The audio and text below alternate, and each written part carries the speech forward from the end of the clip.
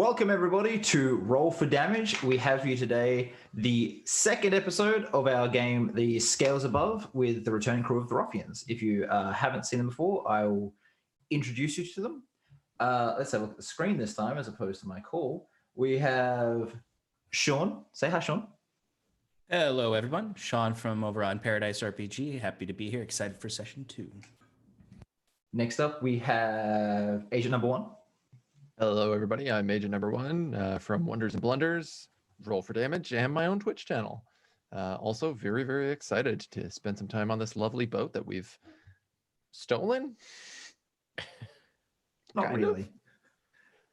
of. You are giving payment, but we'll get to that in a minute. Next along, we have Whistle. Hey, I'm Whistle. I'm from the channel Whistle While You Work, a channel where I tell about my D&D antics and draw whatever fun D&D stuff comes to mind. And I'm really excited to play my poor little traumatized child. Yep, that sums you up pretty well. And last, we have Turbo Andrew slash Mike Vardy in the chat, I believe is what you're called. I think so. That's fine. You have many names. Hello. It's Mike Friday. I'm Mike Friday. I'm the DM for Wonders and Blunders that Kieran is a player on. I'm extremely excited to go on a boat with my favorite new NPC, the barkeeper from last time, who we have now accidentally stolen. And he lives with us forever, and I will hug him and squeeze him and love him. All right. So tonight, we would like to once again thank Brepi for the amazing art, as you can see on the screen right now. I believe it's Oryx Solaris. She does some really, really amazing work. She's provided all our character art for every game we've played. And you can find her website below. She also has a webcomic called Refam, which is really good if you sort of like, well, horror. It's based around scary stuff. So go look at it. It's excellent. We'd also like to thank our sponsors. So there's Dungeon Fog, who have just released working on their new update, Project Deus, from the recent Kickstarter. It's meant to be coming out 15th of October, so not too far away now. And you can go to dungeonfog.com to get more info. Dungeon Fog is a map-making program that we're going to be using to make a lot of our maps here. We're going to have some tutorials and videos on YouTube as well, to sort of show it off. It is really cool stuff, and you will probably, if you do use it, you'll spy exactly where we use it across the campaign, because it's great. The other sponsor we have is Hero Forge, who just released their Hero Forge 2.0 with new color tools, which they had kickstarted a few months back. So I kickstarted myself. It's great. It's amazing. All of these players have made their characters on it, and we will be getting some models pretty soon to show off as well. We'll have videos up for that as well, showing those characters being created, along with just a lot of shit talking between me and the players, which was a lot of fun. Accurate. Accurate. Yeah. Anyway, so before we get into the session, I want to get producer Veg to roll a few clips that we've got. So if you're there, Veg, could you get that done for us?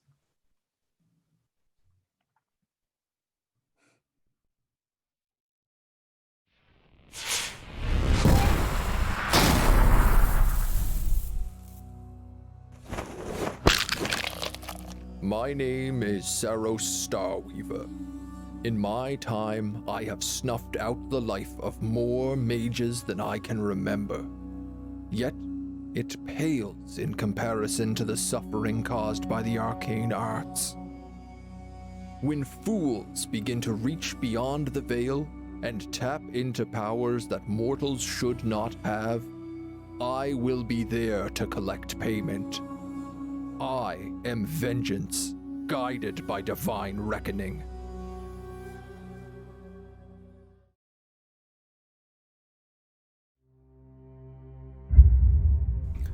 Hello. I am Oryx Solaris.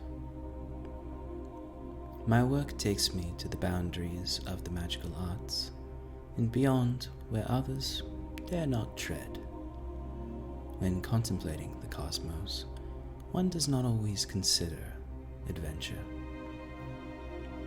But I must admit, the barbarian, the zealot, this child, and even the cat bring a certain thrill to my work.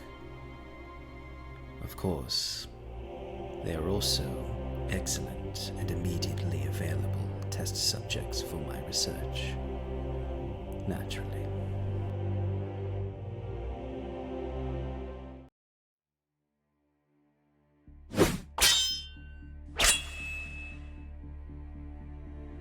My name is Sloan.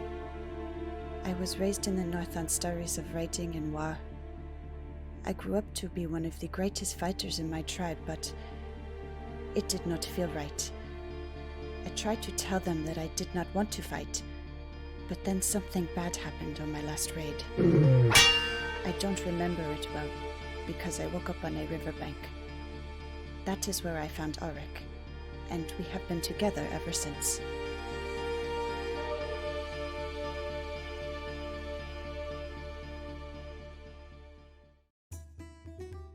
Hello, my name's Nia. I'm 20, though everyone keeps assuming I'm a child. I guess I can be a little naive and trusting, but really it's just rude to assume. I'm a mage. Or, well, a mage in training, but I left that all behind. My family isn't too happy about it, though. I've been trying to find my friend, Aaron. I really hope he's okay.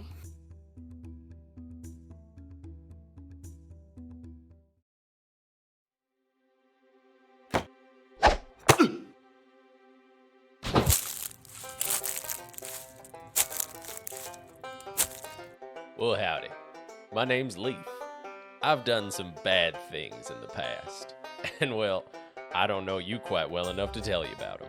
What I can tell you is that I've got an eye for gold and a terrible knack for being in the wrong place at the wrong time. But hey, a bad luck streak can only last so long. Right?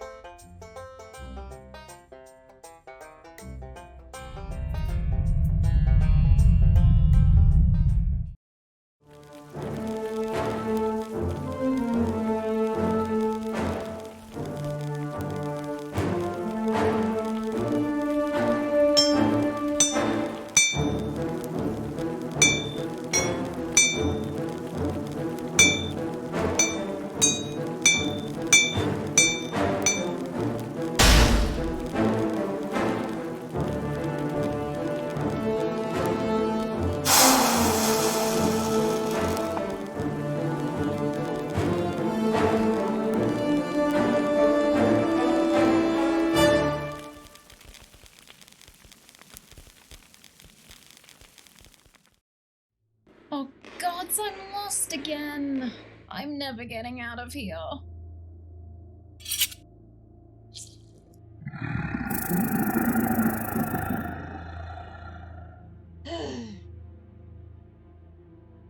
Sup? Dad! Don't do that! Whoa there, adventurer. You seem awfully lost. Maybe you should have made a map with dungeon fog. Best map making you're gonna find anywhere. What? Thanks. This is amazing. Dungeon Fog allows you to draw your own dungeons, buildings, and maps, and then populate them from a huge library of high-quality assets with new asset packs released monthly? There's no way anyone could get lost again! Not with these amazing adventure maps that can be printed or exported to your favorite virtual tabletop. You can have that one. Don't think I need it anymore.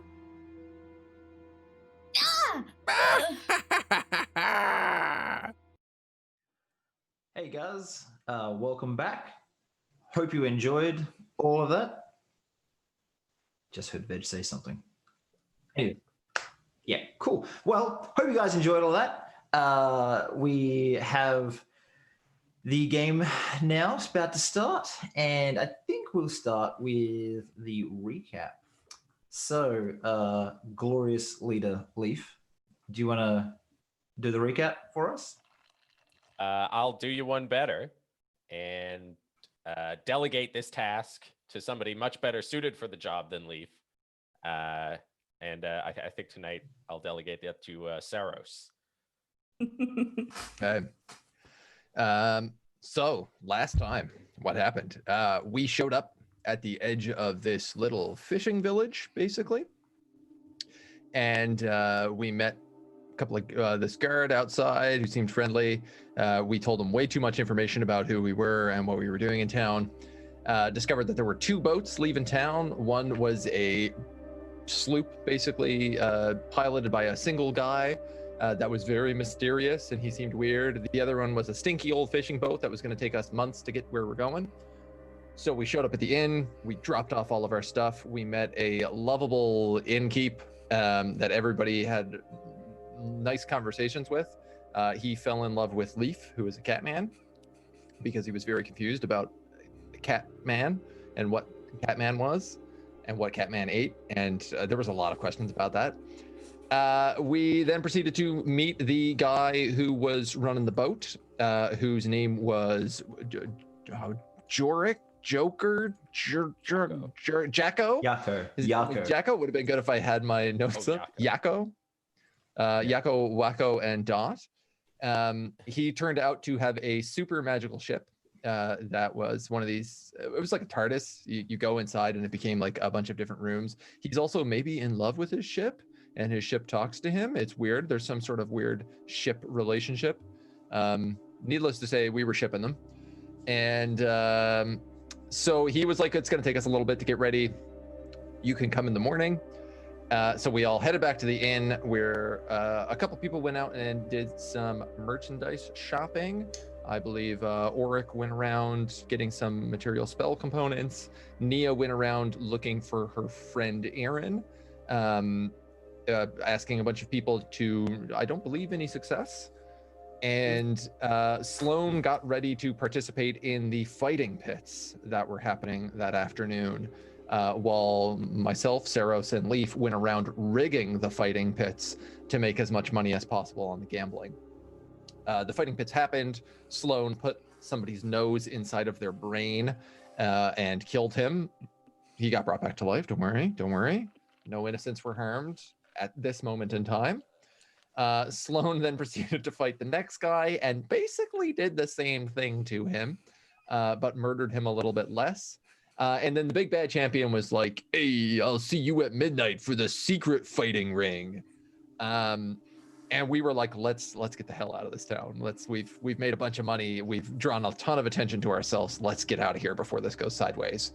At which point it immediately went sideways as some dudes in golden and red armor showed up riding horses, giant horses. Something tells me they also had angel wings and were on fire. I don't think either of those things are true, but they definitely are in my head canon. They showed up at the inn as I believe Sloan was going back to pick up stuff. We all split ways, naturally. Sloan went back to pick up stuff, met this guy. He blew the inn up immediately with a fireball. Sloan jumped out a window, found Nia crying in an alleyway. She was rather upset over what happened during the fights. I can't possibly imagine why. And then we proceeded to race our way to the boat and be like, go, it's time to leave.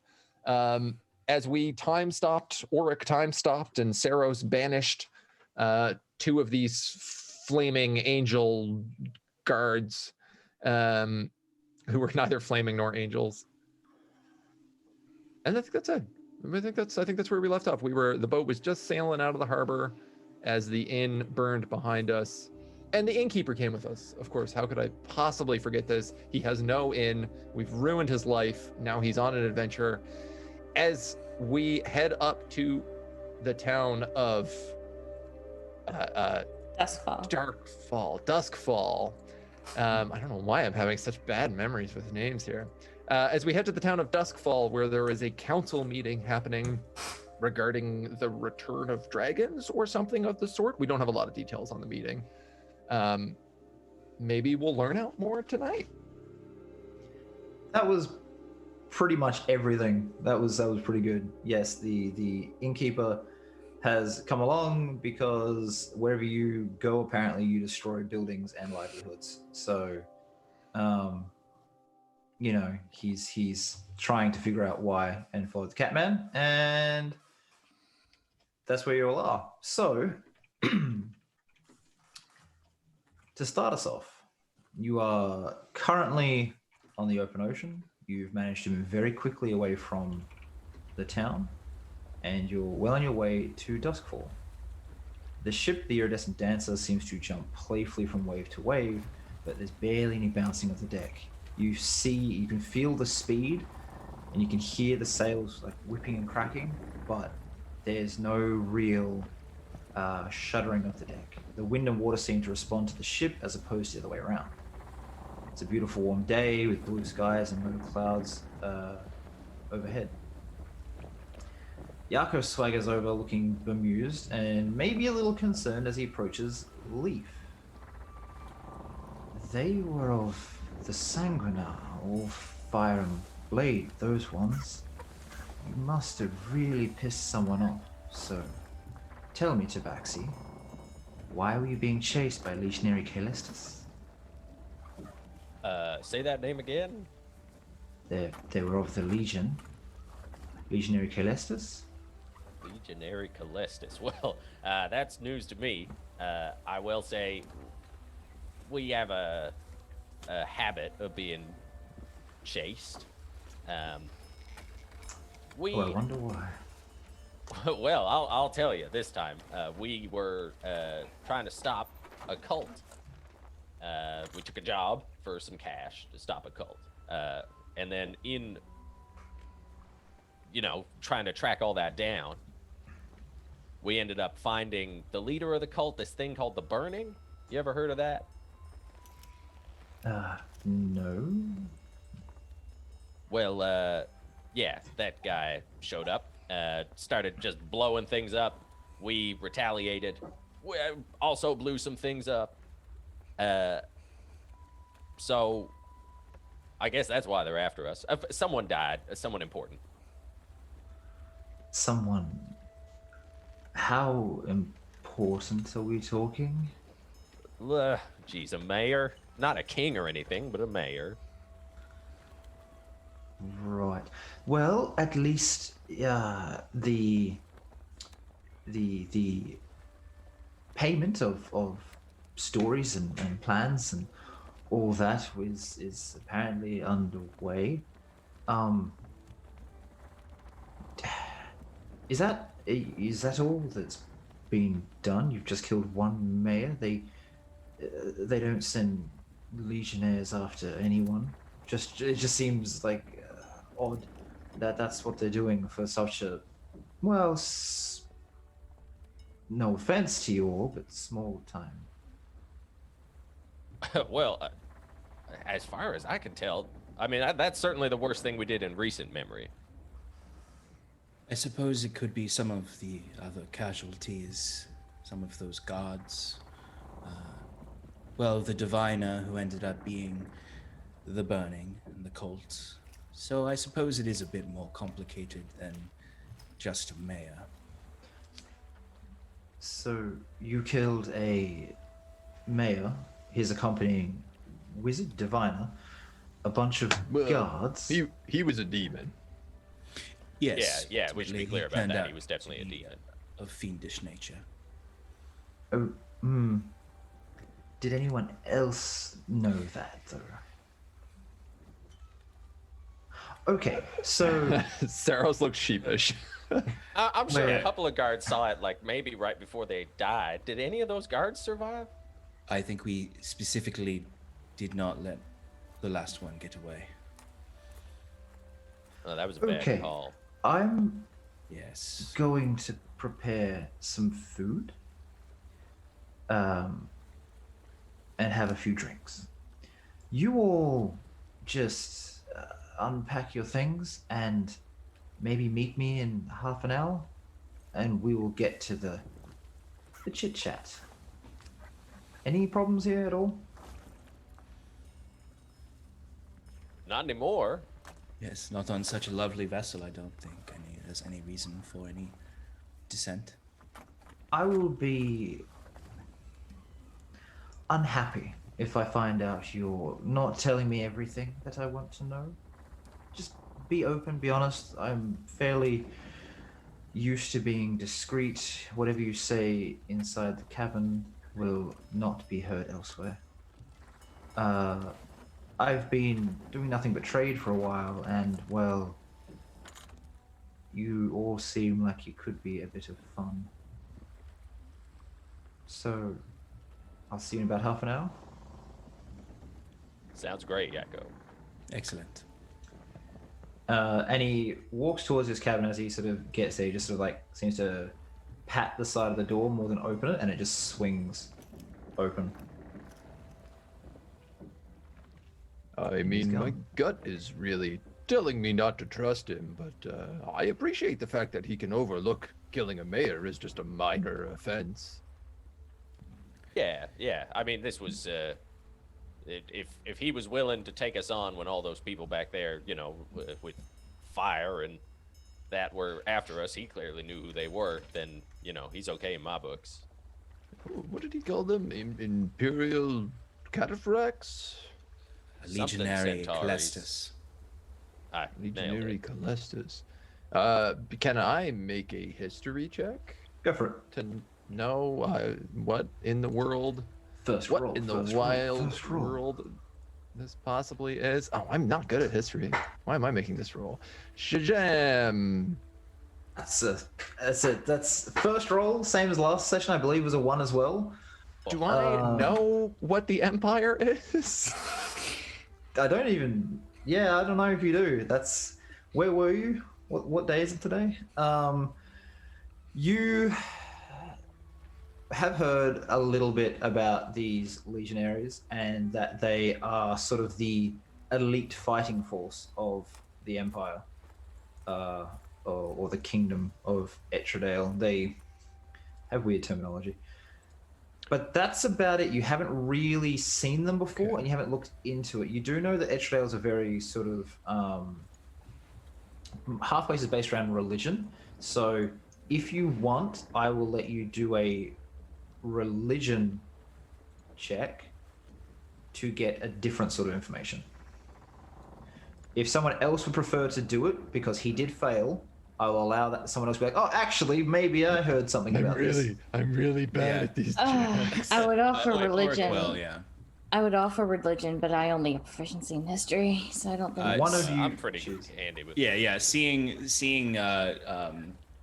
Auric, seeing Saros sort of thinking about this, will try to go through the Rolodex of his mind to think, oh yes, well, this is not very interesting to me, but what is? Let me see if I remember what this is, and I'll do a religion check. Okay. We have just at least left Etredale, so hopefully these legionnaires will not pursue, and we can leave most of our problems on the continent. Okay. So I also know that Leaf is pretty good at religion, so if you want to roll, go for it, but I'll start explaining this. I just want to see how high you get as well. That's a very bouncy dice. 13. You got plus 10. Nice. All right, so the Legionnaires were made quite a long time ago. The Empire was falling into disrepair. The kingdom was falling into disrepair. And the king at the time decided to make a deal with some holy protectors of the nation. They, at the time, had been flights of angels helping fight back a demonic invasion. This was at a time where the wall between worlds was a little thin.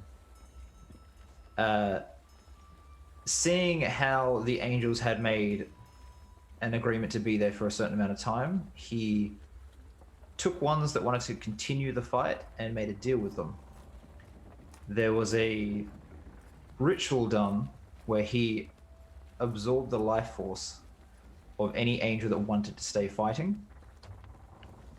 And since then, he's been effectively functionally immortal, while being a kind of an avatar to a deity. And with that, what he's been doing is creating, with all this extra knowledge and understanding of the planes, he's been taking planar creatures and forging hybrids out of the greatest knights of his realm to create these legionaries. And that was the king you said who's done that, or? Yes, he calls himself an emperor, but really it's just the one kingdom. All right, I would think for a moment and then start off with, well, if I recall properly, the legionary is a band of zealots experimented on by their zealous king, emperor, whatever he likes to consider himself, and descended from an order of angels that fought on behalf of Edredale, I believe, when the veils were much thinner and a demonic invasion threatened the world. But he has been, from what I've understood, ritually consuming the power of these creatures to gain extraplanar knowledge, particularly to, as I said, experiment on these knights to infuse them with, or fusing them in general with planar entities, supposedly celestial in nature. I believe that is who was chasing us. Okay. So, does that sound like something they would send after one dead mayor, or did we do something worse than we thought? Well, I suppose that mayor could have been more important than we thought, or that diviner had deeper roots than we perceived beyond just where Ankaram. Well, I mean, that diviner certainly was more demonic in nature, but perhaps based on the attack, they may have thought we were allied to the burning's cause. That seems likely. Well, maybe all this can be sorted out with a simple conversation. You know, out of fireball range next time, but we can just yell it from a distance. And perhaps we keep our weapons sheathed, in a way, when we approach, to avoid frightening the gods as we have in the past. But, Regardless, I think we should keep our feet out of Etredale for some time if we can. Well, that shouldn't be a problem. We're going quite a distance away, and you know, if none of this trouble follows us, then that's all the happier. This will be our first step into our new lives, where we didn't do any of those things in the past, and we just walk on with a whole clean slate. The sea wipes it all clean. That's what I like to think. During all this, Are we where sailing is towards a thunderstorm? Nia's only half listening, honestly. She's very off in her head with what's just happened, what's just transpired. She's just barely there, like 1,000-yard stare over the ocean. The very large, ponderous form of Bob the Innkeeper, as he's being dubbed by people here, comes and leans on the deck next to you. He's like, What you looking at? Huh? Oh my God, Bob! I totally forgot. How are you? Are you all right? Well, my inn's gone. Pretty sure my cousin was still there when it got burnt. I'm a bit scared, and I don't know where we're going. We're going to Duskfall. Where's that? I The hope this city in way. the and north? I point to the To the position. north. Man, didn't get to pack for a holiday. I'm just a bit worried and scared. And he walks up next to Leaf, and he just sort of reaches out to like scritch behind your ear. Leaf comes extremely, like his hand is going to a dagger, and it loosens up and goes back to his side, and he lets him do it. Oh, this is nice. And he just sort of Yeah. like sits there, just like pats your head for a second. And he seems to that's calm one. down. You get one, Bob. Okay, Just- this is you're going through a lot. Did you happen to hear my story about how this is a clean slate for all of us? Because I think more than anybody, this applies to you. I mean, your inn's gone. You got nothing of your past life. All you've got is Bob. Well, that's one way to look at it. The other is I don't have a home or my business, any money. But I do have my new friends and pet. Well, Bob, perhaps Etterdale is the kind of city you'd be better off setting shop up in anyway. Or Etterdale, Duskfall would be the better city. In the Etralian Empire, the king's own men torched your inn to the ground with magics. This kind of thing won't happen in Duskfall. In fact, they've been particularly quite good about keeping such dangerous magics at bay. Well, that's good because, yeah. All right. Oh, well,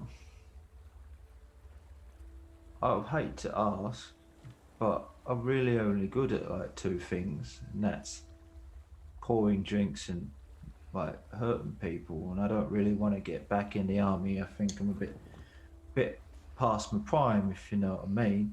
But if you could help a man set up shop, you'd all be welcome.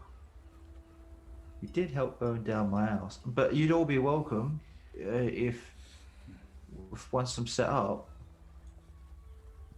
Sure, we Well- could assist you to landing on your feet in this new town. Would only seem right and fair. And besides, I've had your breakfast. You're a fine cook. Frankly, that's something we've been lacking on the road, to say the least. Oh, that Um, wasn't me. That was my cousin, and he was in. Yeah, it's not. My I don't condolences. think he's cooking anymore. Sorry. Well, yeah, sorry, poor taste.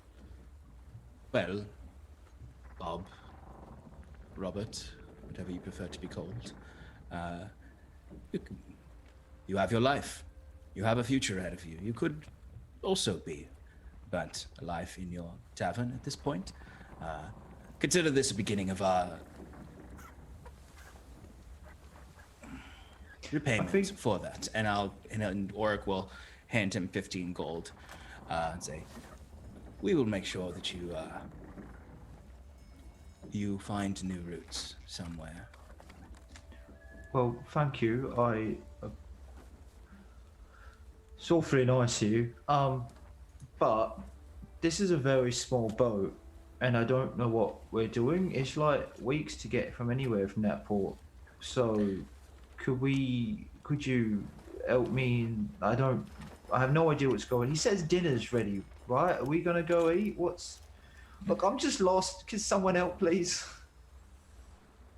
Bob, all you got to do now that you're with us is just follow along. We will lead the path for you, and we will dust it off, make sure it's clear. You just follow behind, okay? Oh, okay. We'll make sure you're taken care of. We'll make sure you're safe. Just let us go in first. Bob takes the rear. Sound good? Yeah, you sound.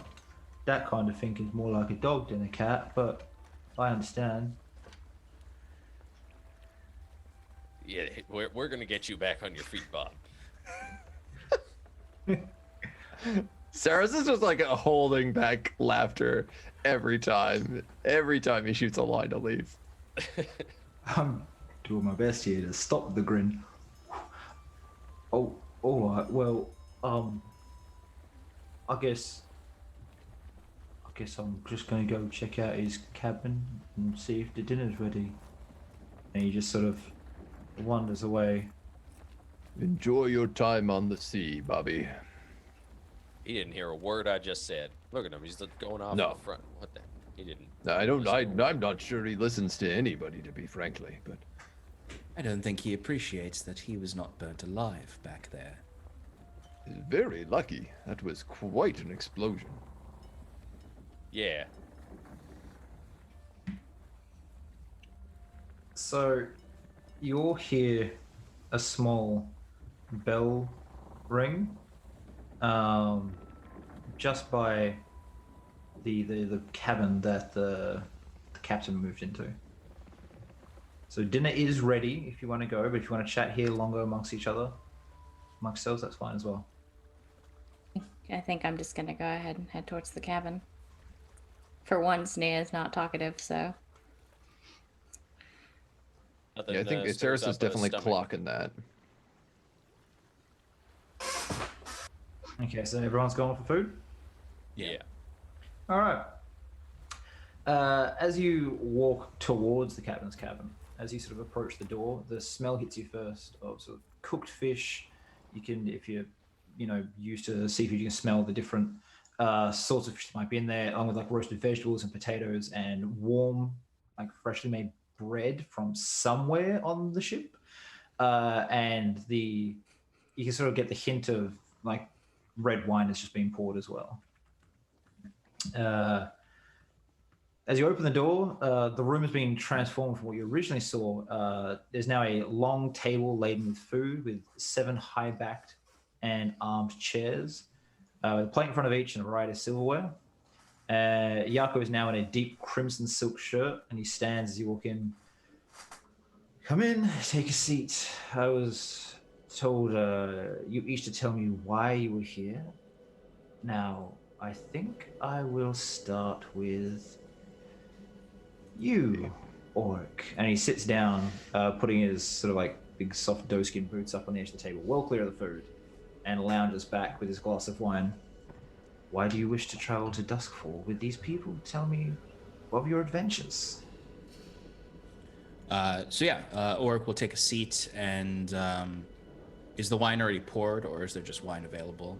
There is wine available. He'll acquire himself some wine, sit down, and sort of give a quick toast of the wine up towards Jaako. While I'm very interested in learning more about your experience, Jaako, and some stories from you as well, I suppose we do owe you stories. I am heading to Duskfall with this band of misfits, one might say, in an interest of finding out more about the ways, the magical arts that are involved in the grander picture and the issues going on in this world. We are going there mostly to see if we can find our way into a meeting of important people to learn more about what is happening in our world. And I am very interested in this from an academic perspective, to expand my knowledge, but also expand my own personal use of the arcane arts. What reason the rest of my companions are going there, I'm unsure. Perhaps out of common decency to lend our aid towards these efforts. Well,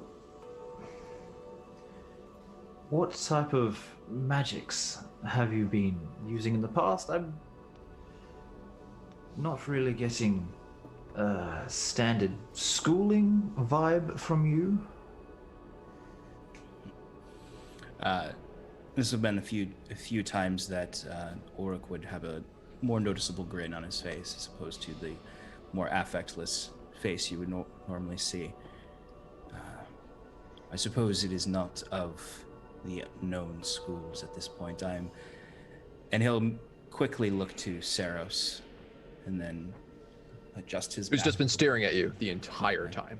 Yeah, he sort of has this cocky moment of grinning and then realizes, yes, there's a mage murderer here. I am exploring in efforts to safely understand a new form of magic, or at least new to my networks. And he'll sort of raise a hand, and the orb that you've all seen before sort of floats out to his hand from the top of his book. And you can see it has these scintillating lights that stream off of it, sort of in reds or bright oranges. And it seems to almost thrum and expand in size and shrink and expand in size, more so like its mass is changing. And he'll just sort of hold this up and spin it for a moment and look to Jaako, and very quickly his eyes dart to Saros for reaction, to try to judge his reaction to this, and then back to Jaako. Something that I don't believe many in these parts of the world have experimented with, and I'm seeking to understand it more fully in order to bring it about to this world in a safe, responsible way, of course. Yet unnamed, but it seems to have qualities that affect potentiality, time, and space. Interesting. Now, you're aware that all magics is derived from extraplanar entities of formidable power? Of course, I would not be alive to this day as a wizard if I did not know that. That is the curious thing, is I have not discovered yet any entity with connection or dominion over this magic. Well, I see a small problem with your magic then. And that's, who is in charge? Who are you going to be answering to one day when you reach further? Well, there's only one way to find out. Okay. You are aware Duskfall has more or less banned magic, yes? I am aware.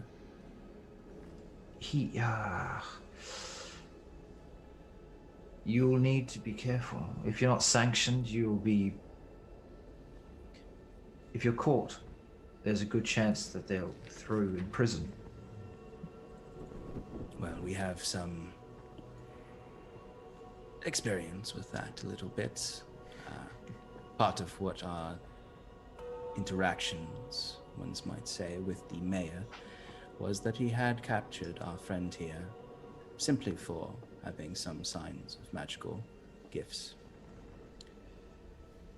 though she had not done anything wrong. Okay. You, little one, were captured for magical gifts. It's a bit more complicated than that, I think. What gifts do you have? I'm very curious. I've been around mages for a long time. Guarded some, killed others. If I'm honest, sir, I don't have a lot of understanding about my own magic. It's something that kind of just showed up. Oh. I don't have a lot of control over it. I can do certain things, Oh. but I'm not very skilled. You, look, I'm taking you to a place where magic is more or less banned, and really, if you have no control over it, either stay on the boat or get someone to fetch you some anti-magic ring or bracelet or collar. Well, some of the authorities have collars, but you won't like them. They bolt them on. Yeah. Be careful is what I'm saying. I will. How were you born with power, or has it just come about as you've grown older? Did you get trained? It's a long story, but I guess the shortest version is that my family has something that we passed down, and it was given to me I had some training, but I didn't have a lot before I left home. Something's passed down, like through birth, like you're just all born with the ability to use magic? It's something like that. It's one in a generation. That doesn't sound like sorcery. That sounds like something else. I don't have a lot of understanding about it myself, sir. I'm sorry. Then you are perhaps the most dangerous person on the boat.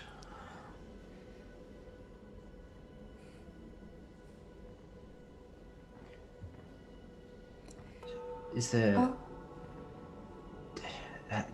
what do you specialize in? divination. Okay. Have you... There is a divination school in Duskfall. If you wish to learn, that would be the place to go. They could... you will be rigorously tested, and if you're found wanting, you might have your magic stripped from you. But passing would mean given the mark and sanctioning. If I'm honest, sir, where I am now, I don't think I'd mind having my magic stripped from me. It's not something I ever asked for. And it's done nothing but cause trouble since I've gotten it. Where are you at right now? Sorry, can you say that again? You said where you're at right now. Are you okay? Is something the matter? It's been a really rough few years. And last couple weeks I've just seen us getting into trouble after trouble, and it's not something I've ever experienced. What? He looks to the group like, you're traveling with a cat. Sorry, Tabaxi, I do know what you are, but most people don't. Someone that professes... a mouthful of fish and is just like, oh no, you're good, and just like keeps eating. Someone that seems to really enjoy the thought of hurting mages. A mage in, wouldn't say training, but you're definitely looking into things, and then you with absolutely no idea what you're doing, and then the big woman's already gone to bed. Trouble's going to find you. If you're traveling from town to town and the current way of things, you're going to come across... If this is not something you think you can handle, I can organize to get you help in Duskfall, and you can just stay there safe. But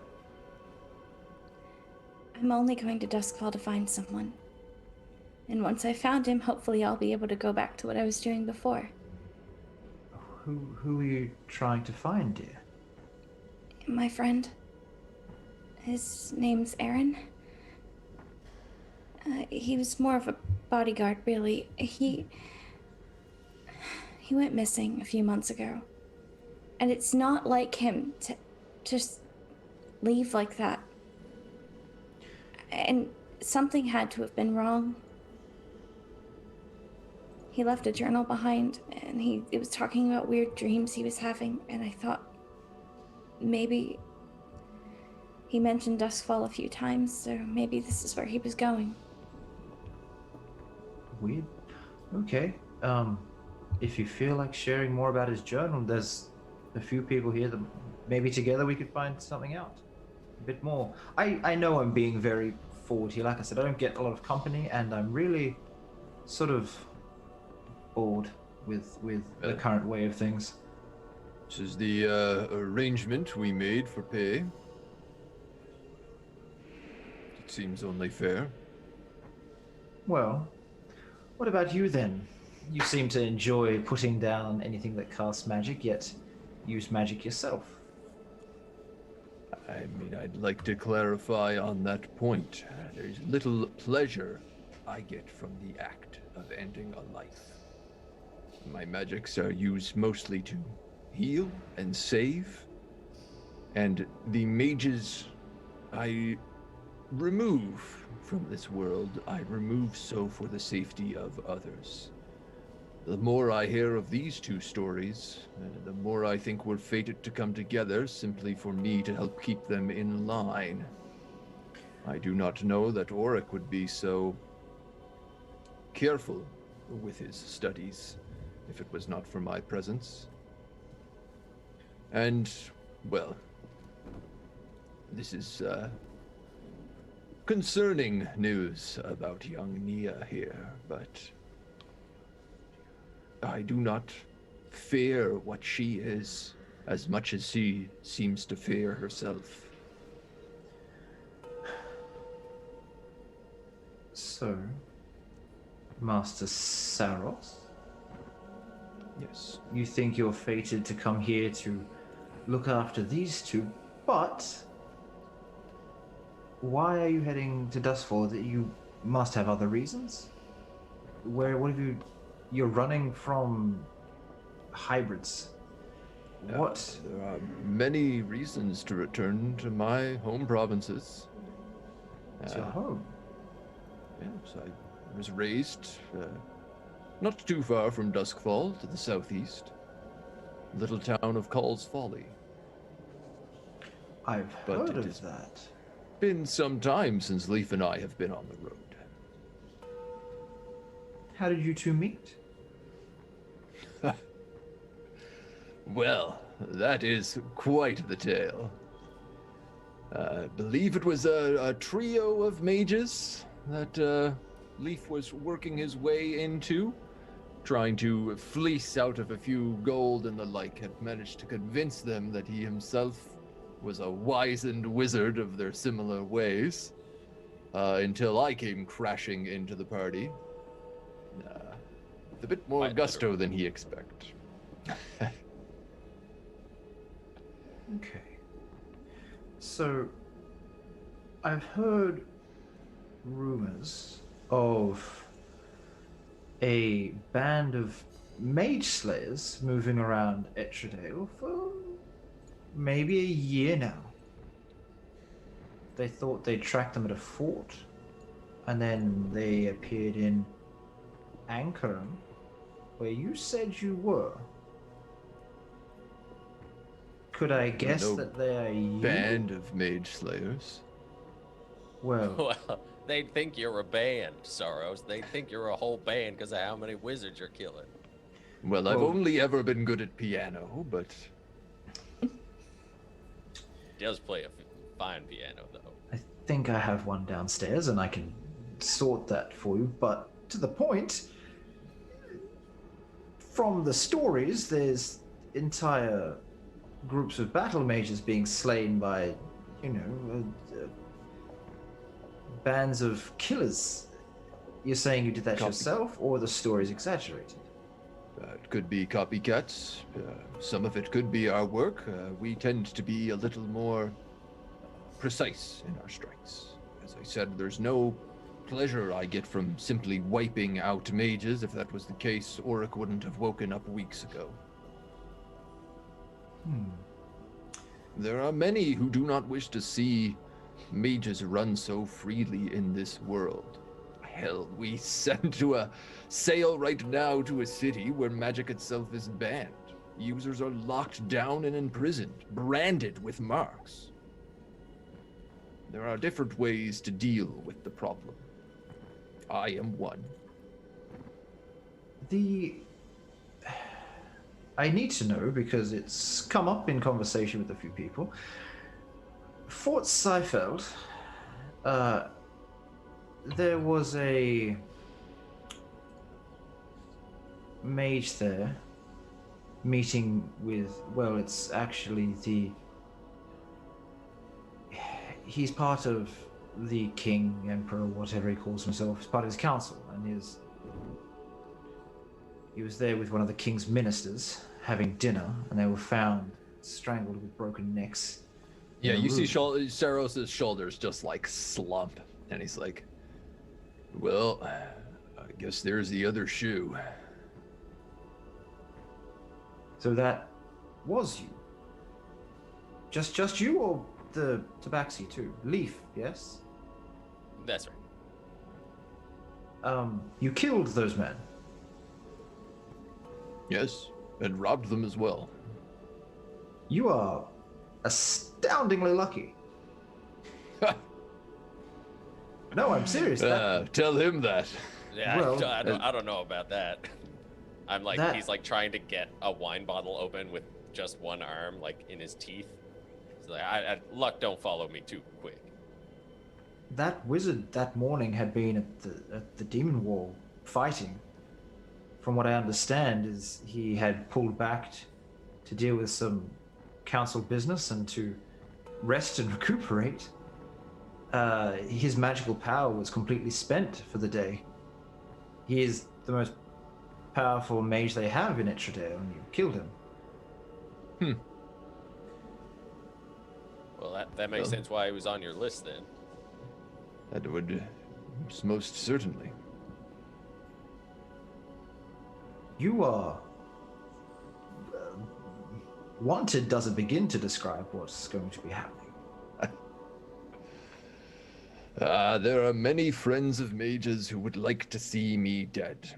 Be they kings, self-proclaimed emperors, dukes, wizards, and all sorts of kinds. Some call me a villain, others a hero. I simply serve my goddess. Which goddess is that? That of Ophelia, goddess of magic. She has no servants. She does indeed, in me. Then you are one of a kind, Master Saros. I suspect others hear from her as well. As I said, there are many that seek to right the balance of magic in this world. Interesting. And you, Leaf, who's, according to Auric, the one to talk to when it comes to pay and being in charge, do you have the same mission against magic as Saros? No, not at all. I'm just hanging around to wait until Saros and Auric fight. I just want to see it. Okay, so why are you here then? It's got to be more than that. Yeah, I'm looking for a very particular kind of mage. Not necessarily one who needs to be killed, but someone with some powers to right some wrongs. I would say that nearly any mage could do that, depending on what you're looking for. What are you looking for? Well, I don't quite know. I'm just hoping that I'll know it when I see it. Do you ever get one of those feelings that there is a path somewhere under the leaves in front of you, and that if you just clear enough away, you'll see it and then follow it? Potentiality. He looks a bit crestfallen for a minute and sort of snaps out, yes, that's something I've experienced before. It's curious, you all have different reasons for going. You're traveling together. What has united you? This such an odd, eclectic band. It seems you have more tearing you apart than pulling you together. Well, there's safety in numbers. Yes, but Well, that safety is a bit void if you want to kill half the party. None of us want to kill anyone in the party. Let me make that painfully clear to you, Jaako. He picks up his wine glass. You may wish to kill half the party, but I do not. No. Auric interests me. His type of magic hasn't been seen. I don't know if my goddess even controls the magic he possesses. And that is a mystery to me. And young Mia, well, she's a magic user of some power, but as I said, she seems uncertain. She seems unqualified. And frankly, I've believe she's more scared of herself than anyone is of her. To be clear, if your goddess gave you the order, you would take them down? Rules are rules. We all know this quite well since we And- met Saros. And Leaf, you're okay with this? That's a bridge that we'll cross when we get to it, but I mean, so far, I like Auric. Auric, really, I do. I like you, but boy, if you're on his bad side, I don't want to get on his bad side. That is understood. As long as he plays by the rules of magic and stays within his bound, I would see no reason for my goddess to push back and seek to reclaim what is hers. It is a balancing act. It always is. An auspicious time to be going to Duskfall with the Great Council of Lords going on. I have a few friends among their entourages. They've said there's some powerful people there, and you're heading there at the same time. There's something happening here I'm not being told about. So Don't tell.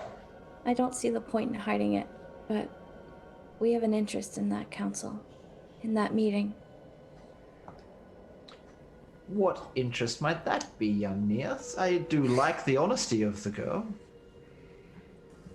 I can't say. I can't say for everyone else, but I know for me it's the talk of what's going to happen to dragons. Yes, they have been a bit more active of late. Oh, there was one, and now there's 3 of the bastards flying around, and soon there'll be offspring. Legends. It's not just dragons they're talking about, as far as I understand. It's dragonkin, kobolds, dragonborn. Yes, it seems that the dragonkin have been galvanized by the return of the dragons. A cult apparently has been bringing them back. I know the first was hundreds of years ago, and I don't understand how something so big can hide for so long. But Well, sir, the body Bahamut hasn't been found in hundreds of thousands of years, and people are still looking. Pretty yes, sure that anything big enough can hide. well, are you all interested in what's happening with these dragons, or is it just the young one? Leaf has stopped eating for the first time since they sat down. Just kind of like pushes the food away. Oh, you're done. Yeah, lost my appetite. I got a few bones to pick with a dragon or two. Are you making this obvious, or do I need to insight against you? I think he's making it pretty obvious. Well, Leaf, you have been the most quiet since sitting down. Your mouth has been full, so I guess that makes sense. Why don't you tell me what these problems are with dragons? I played a gambit a little too close to the chest a long time ago, and they took someone very close to me. A gambit with dragons? A dragon. Are you insane? Sorry, I'm not. They took someone close to you. I'm not trying to be insensitive to your loss, but dragon, Yeah, the big There were- fire-breathing flying creature. not all fire either. And holds up his remaining hand, which is badly scarred. Almost got me too. I know how dangerous they are. That's why I'm looking to get a bit more information. Are you trying to settle the score, or something else? Well, settling the scores on my list higher than that is, well, it's the same reason I'm looking for a mage. I want to undo the whole thing. Back to square one, clean slate. You know what I mean? Undo the whole thing. I'm not sure I understand that, but I'm intrigued. The Duskfall is a center of, well, I wouldn't say civilization, but trade. There's definitely going to be some magic users there who know a fair bit about a lot of things. It's a good place to start. If you can get in contact with, what's his name? Heverum. He's the head of the twin schools. I believe they teach divination and evocation with a special subset in pyromancy. Since that city was founded by the Mad Prince, well, several gods really, but the Mad Prince has a big stake in it. Less so now, since the trade district was exploded by an angry tiefling.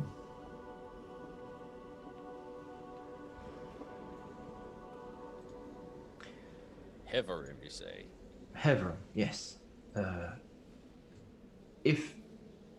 So, just to be clear, we've got clean slate, friend plus something about dragons, the balance of magic, and learning magic. It sounds like half of you just want to go to school. Yeah, well, they say it's never too late to learn.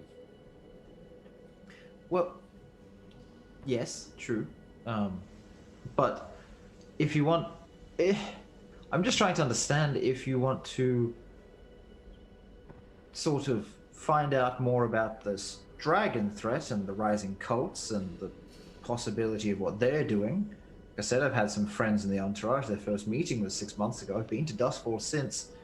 And they sent a group off far, far north to try to track down where the big white is. I don't know what name they call it, but the big white dragon was up that way. Group of friends have headed up north? No, they hired just a band of skilled people to track down a head of a cult, one of the heads of the cult, and see if they've been doing anything with these dragons. And as far as I know, they haven't been heard of. And your friends on this council, they still live in Duskfall, yes? Well, since the council's started, yes, they're from around the place. What would it cost to get us an audience with one of them? Just a minor servant of one of the council members. My friends aren't on the council, they're just servants to the people on the council. You could get a bit of information out of them for sure, but they'll probably have a favor or two. At this point, any inn is better than the none that we have.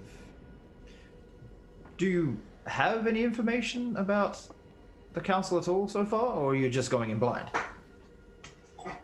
Saros would pull out the letters that we took from the now dead mayor. Say, we've agreed on payment. This should help suffice. Okay. Slide them across. The letters of which said, in general, the mayors wanted to get on the Lord Council, which was this group in Duskfall, to determine the shape of things, quote unquote. We had more documents about nations taking a fight to the cult of the dragon being discussed at the Lord's Council, and then a coded note. Did we ever discover what this coded note said? He sits there and he sort of looks through. Yeah, it's pretty much the list of names of the people on the council, which you were meant to, but I never got around to sending you the list. So he's like, oh, okay, well, at least you know who's there and what's going on. Do you know anything about these people? I assume, do I? I mean, I'm from nearby Duskfall, but I probably haven't spent a lot of time in the city. Roll a history check to see if you know exactly who's on the Duskfall Council right now, not the full Council of Law. Oh, of course. You said slide to a 1. It was great. Listen, I try to spend as little time around a city as I can in general. Can we just Can we just acknowledge this is the second Nat 1 history check from Saros? Yeah. Saros knows nothing. I don't know nothing. Well, Okay, well, I can help you a little bit here, and just raise your hand if you've been to one of these places, because you might know more than me. But looking here, we've got the king of Carrick Barracads, which is the mountain right by Duskfall. So you should have a basic idea of who that person is, Saros. Yes, Thagrum rings a Moltenheart. bell.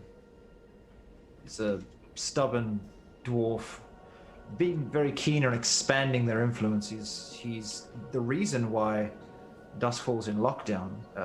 Most dwarves generally want to build their wealth under the mountain, mine, quiet trade. He's been more overt. He is pushing the kingdoms of the dwarves to build both military and political might. I believe Barracads is the only place on the planet that has Abyssium, so that's where he gets most of his money. That one hold is richer than most nations. For those that benefited don't, well from this lockdown of magic, yes? he certainly has. Just as a quick aside, you would all know what Abyssium is. It's like a green, very, very dense, hard crystal that is innately magical and stores massive amounts of power. Oh. Little mana battery. Pretty much. It's also toxic, so don't hold it. It's uranium, pretty much. Well, there's him. There's Prince Mellenbrock of the Crystal Forest, which is, you must have passed through it going from Ankarum to that small port, Mulysa. That whole forest that you would have passed through is his. I believe he's there because he's not happy with the things going on. His large tracts of the forest are being damaged. Including entire villages. Yes, well. There's a... Saros gets a bit of a 1,000-yard stare for a minute. Sorry, but the Council of Duskfall, there's 10 Heverum, there's the Mayor Roden Shaw, there's Magister Madar, who's where Heverum is the head of the school, he's a professor. The Magister is more of the general head of their battle mages, head of their magics. And then there's a Storm Warden. Their family has always got a seat on the council. A man named Dakaris. I've not met him. That's the members of Duskfall, the lords from around the place. There's the Crystal Forest. There's, I believe, the Emperor of Etredale's there right now. Oh. Yes? No, I'm saying that out of character for killing as mage. Okay. There's a Duke of Kazakrom Drengi up north. That man dwarf is insane. He's very prideful, and if the rumors are true, part of an honor duel at least once a week he's out of his hold, so don't insult him. Stay clear. Do not insult. Continue. There's Lord Degult Kairos is an ambassador of Chiron, where, if judging by accent, Leaf, that's where you spent some time. Indeed. There's someone called Lucius. I don't know this. Lucius Thorncrest. Never heard of that one. Says he's Lord of Heshastat. No idea. Rhea Nightshade is the leader of a criminal organization, so that's fun that she's there. But yeah, they're the people from other places. Oh, Larael Silvertongue from Corvosa, a horrible place filled with horrible people.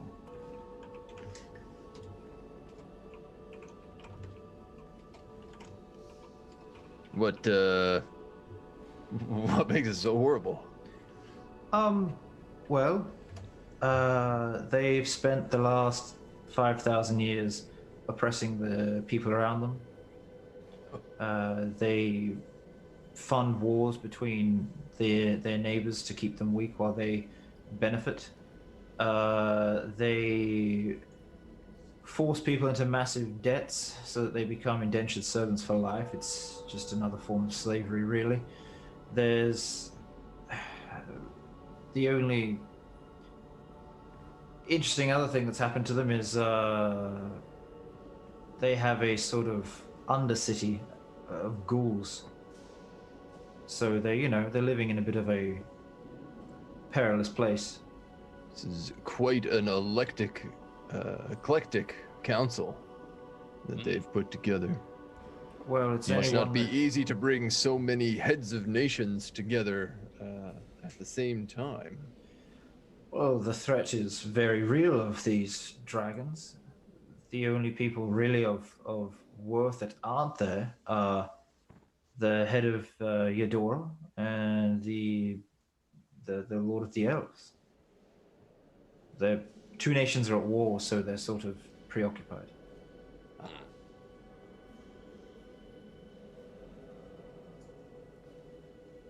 Well, seems like our work's cut out for us to get a meeting with any of them. You mentioned Heverim. He's on the council?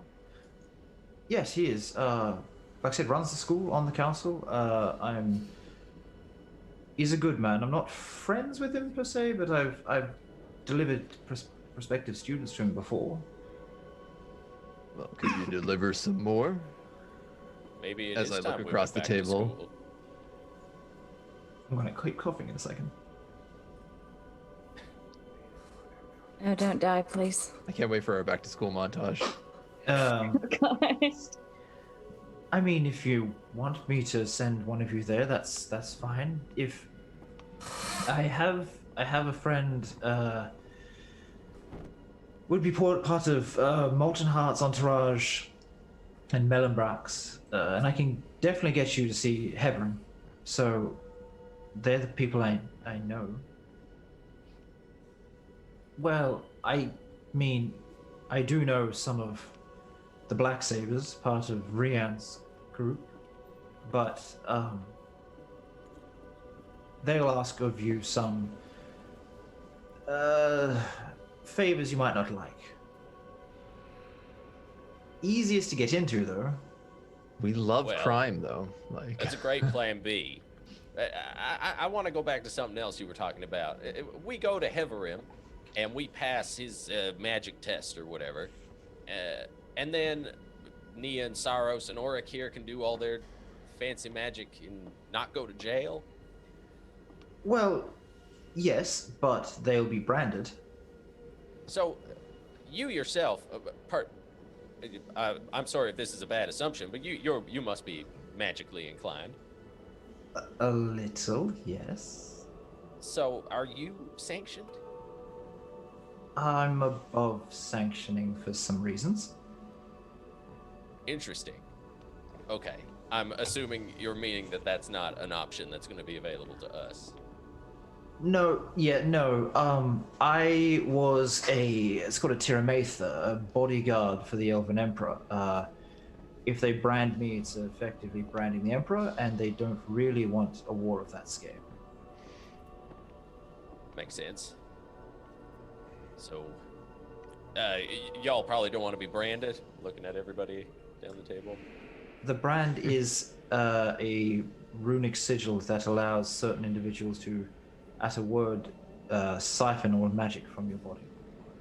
Oh yeah, that's Certainly horrible. We're not. not doing that. Nia just has a look of horror on her face. Yeah, it's not pleasant.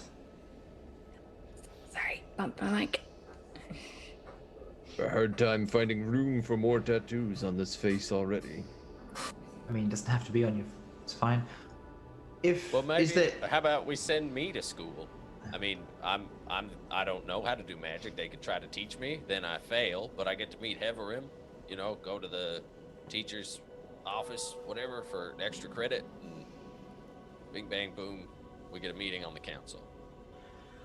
I mean, I can try. It's definitely an option. So you want me to set up a meeting with Heverim when we arrive? Wouldn't be the first time Leaf's pretended to be a mage. If that's what you want me to do, I'm fine to do it. But I just want to be clear that's your plan here. Your plan is to get Heverim to talk to you about what's going on in the council, or to get on his entourage for the. I feel like there's some steps of your plan missing here. You're talking about being a student, but you want to find out what the council is doing. There's a gap here of years that you just don't have. Yes. Jaako, I think we might need to discuss this amongst ourselves a little before we make a formal request of you. Okay, look, I'm not trying to be rude at all, but my boat will hear everything you say, and if she thinks it's important, tell me. By no means did I mean deception. I mostly meant that we need to connect. You saw how quickly we left the last place. I think we had it in mind to have a longer conversation amongst us before leaving. Okay. Well, Honestly, Jaako, we're stumbling to catch up. You have thrown us so far ahead of where we were going to be when we first got there that, you know, we're looking way into the future that I did not think existed. You're dropping names of people who we could potentially meet. We were going to get on those shores, and I was probably just going to try to sneak into the council. I mean, that was probably the original plan. Yeah, some fake mustaches. Set up poor Bobby here with a new place, and yeah, you know, maybe some waiter outfits. You know, it's probably a lot easier to get the schematics of the council chambers and sneak in. Well, maybe not the sneaking part, but at least that's something that's immediately doable and not months of. Look, I said I'm bored. I'm looking for more. I'm happy to help. I'm fucking politically immune. So you can get us schematics into that council chamber? I mean, you might have to do a favor or two, but probably. Well, now we're beginning to get somewhere. I have a lot of contacts. I've got a lot of history around the place. If you need help, I'm pretty much the man to go to. I just will deny all involvement. Naturally. Of course. Well, I mean, if we're caught, I'm pretty sure they'll have our heads anyway. Probably, yes. So we've got the top of the council. We got all their names. What about how many levels below are going to be at this meeting? You know, are there like direct servants? You said there's like an entourage for each person. So, I've been in the chamber once before. It's set as a sort of auditorium, but not the standard tiers. It's more of there are 12 seats. There can be more placed in, but they're all sort of lifted up. They can see across the wall to each other and down to the podium on the floor. There is about a 10-foot staircase, like around the platform each throne or seat sits on, where the rest of their entourage will sit. They can't see the other entourages. They can't see any of their heads. They're out of sight, out of mind sort of thing. And a lot of them are forced to undertake something called a geas. They talk about what they have seen or act on it themselves without permission of their lords. Fairly painful death will follow. Look, you said you wanted to have a chat. I'm going to go prepare some drinks. You guys talk. I'll be a few minutes. If there's anything you want to say, I'll just, without me here, do it. But I think that's a good start. Everyone's finished their meals. I can clean up and we'll reconvene in a little bit, if that's what you want. I'll take a dark and stormy. Okay. Any other drinks? No Probably not for you underage, but For the record, I'm an adult. I just don't drink. we'll get to that when I get back. And with that, we'll take a short break. Cool. So, yeah, welcome to the exposition episode, everyone. Hope you're enjoying it. There's lots of story going on, and hopefully combat later. We'll see you all in a few minutes. All right. We'll see you then. Roll the clips. Roll the clip, badge.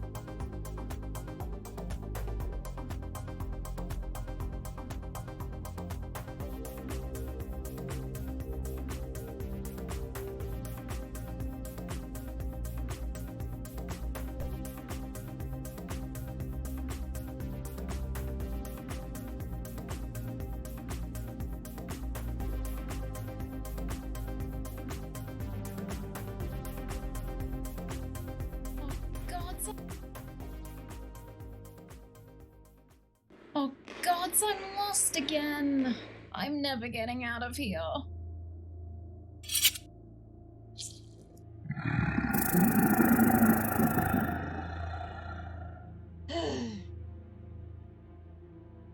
Stop. Dad! Don't do that! Whoa there, adventurer. You seem awfully lost. Maybe you should have made a map with dungeon fog. Best map making you're gonna find anywhere. What? Thanks. This is amazing.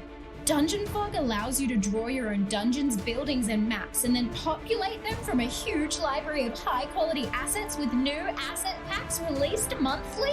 There's no way anyone could get lost again! Not with these amazing adventure maps that can be printed or exported to your favorite virtual tabletop. You could have that one. Don't think I need it anymore. Ah!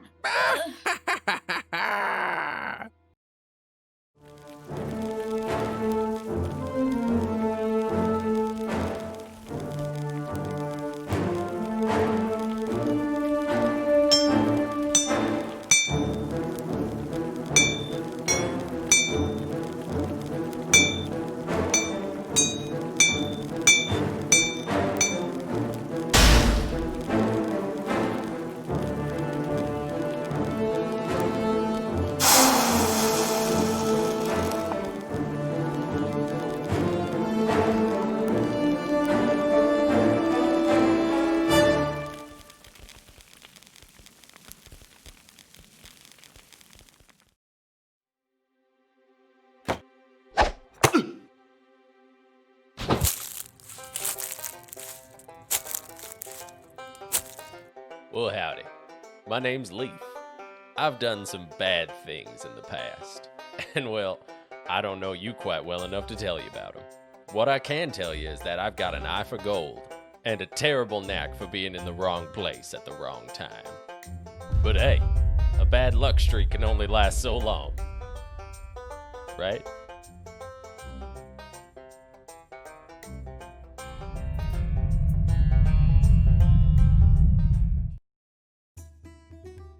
Hello, my name's Nia.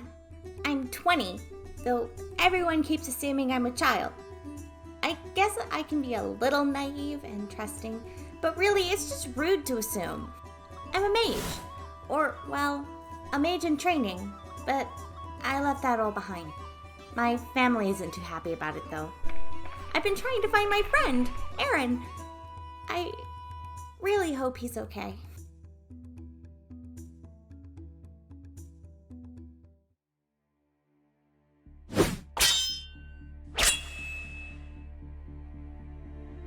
My name is Sloan.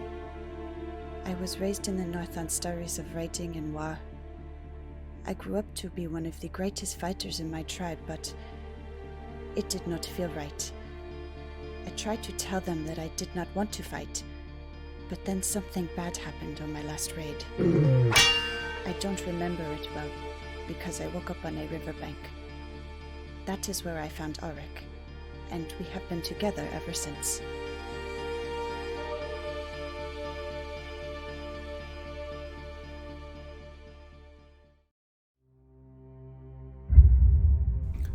Hello, I am Auric Solaris. My work takes me to the boundaries of the magical arts, and beyond where others dare not tread. When contemplating the cosmos, one does not always consider adventure. But I must admit, the barbarian, the zealot, this child, and even the cat bring a certain thrill to my work. Of course, they are also excellent and immediately available test subjects for my research.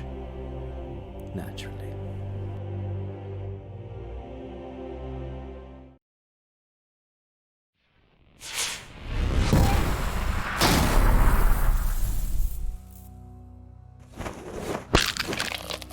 My name is Saros Starwever. In my time, I have snuffed out the life of more mages than I can remember. Yet, it pales in comparison to the suffering caused by the arcane arts. When fools begin to reach beyond the veil and tap into powers that mortals should not have, I will be there to collect payment. I am vengeance, guided by divine reckoning.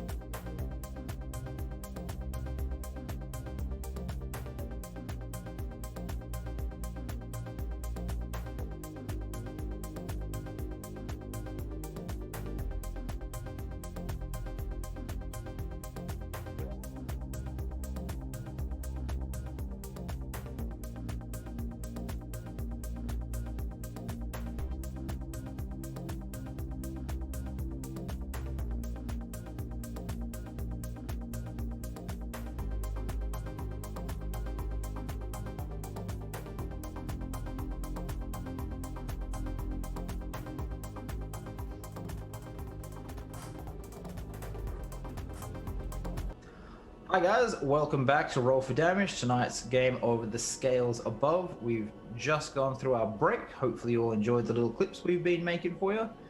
The party is currently at a dinner with the captain of the ship, the iridescent dancer.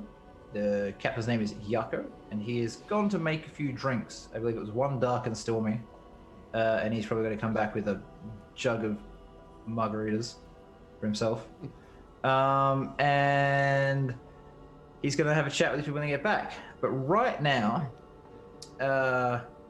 you hear the sound of a chair scraping, and then you look across as Bob's like, "All right, so what's the plan? What we doing? How we gonna get?" I love him. You're a mage, right? Can't you like shrink Leaf down to like a little kitty and you can sneak into this place? What? That's not quite how that works. If he's But- small Well, that's enough, I not a could just bad throw plan, him onto the roof. He will just up there. For what it's worth, I might have something that can get us an audience with at least one of the higher ups that are going. Is that so? Oh, not using Just my gonna- plan? It's all right then. Bob, Oh, that is a terrific plan. We're not done with that plan yet. I'd love to see a little kitten version of Leaf. And I promise I will Yes, begin yes, the yes. research on that immediately. And we're gonna put it way down the shelf, though. It's gonna get pretty far down the shelf. We're gonna While listen to this is Nia's going idea on, first. I'm shuffling through my bag and I take out some papers. They are very nice papers with a green wax seal. The house I come from is nobility, where I'm from. And even if even if it's not from the region, that title does hold some weight. I found, at least. And what region is full it of- that you're from? Surprising. South of here. I'm from a small, sort of small mountain village called Veklarung. We don't really interact a lot with the outside world. But these papers have gotten me through quite a few things. It's one of the only things I took when I left home. What sort of things do papers get you through? Well, for one, it got me the job that I took. Very well paying job. It got can me I have your audience papers, with. please? Do you know different languages? No, I don't think these will be useful. it's not fair. I want money papers. All right. Is there a noble on the council in particular that may be more likely to accept that as an invitation? I think we'd have to talk to our host for me to know, because I've never heard of a lot of these names. It's just You a would thought. be both.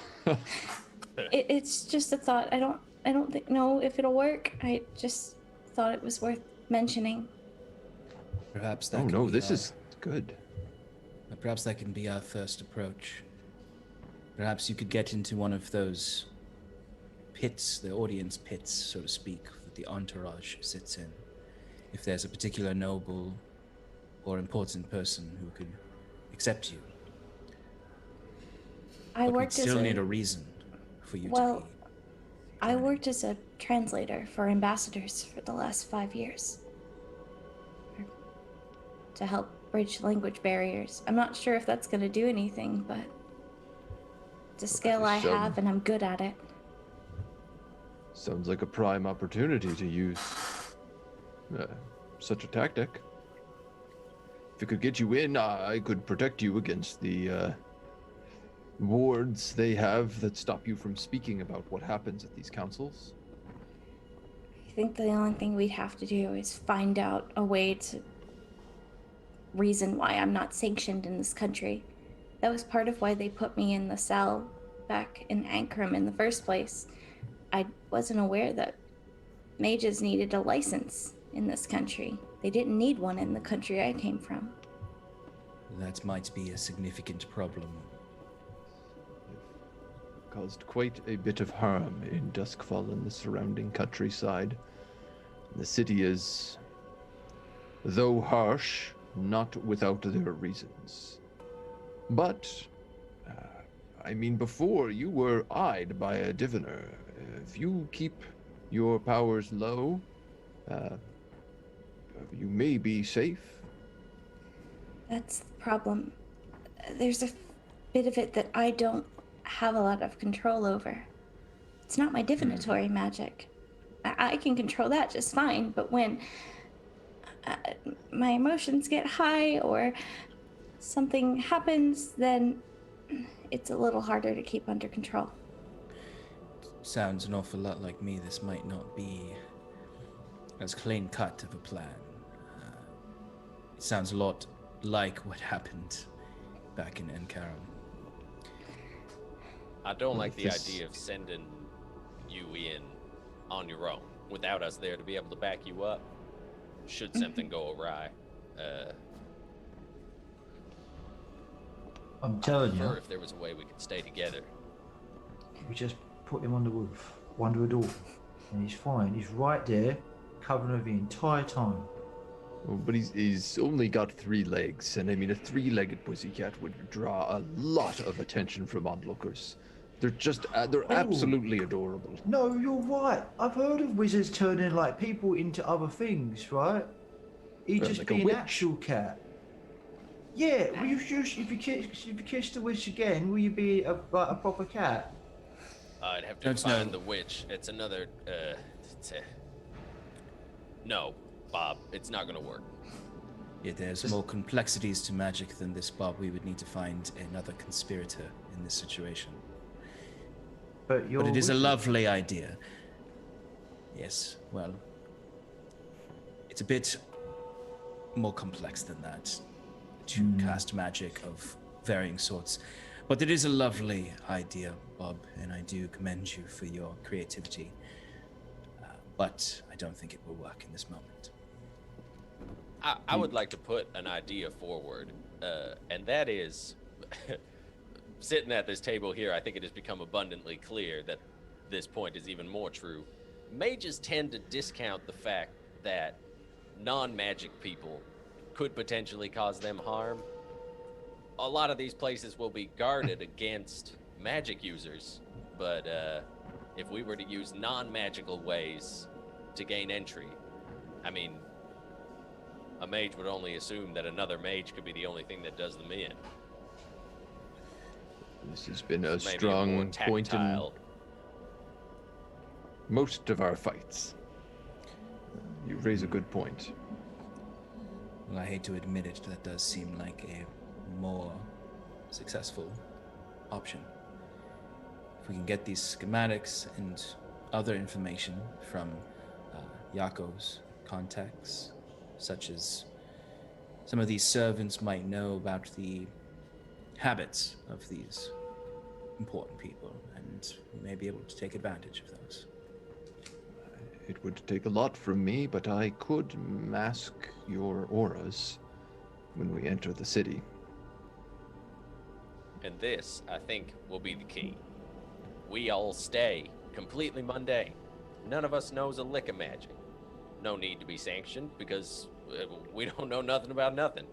We're just regular folk coming in to make our way in this new great town of Duskfall.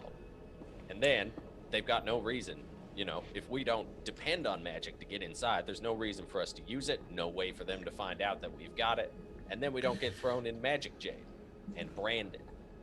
I have employed strategies like this in the past to avoid detection.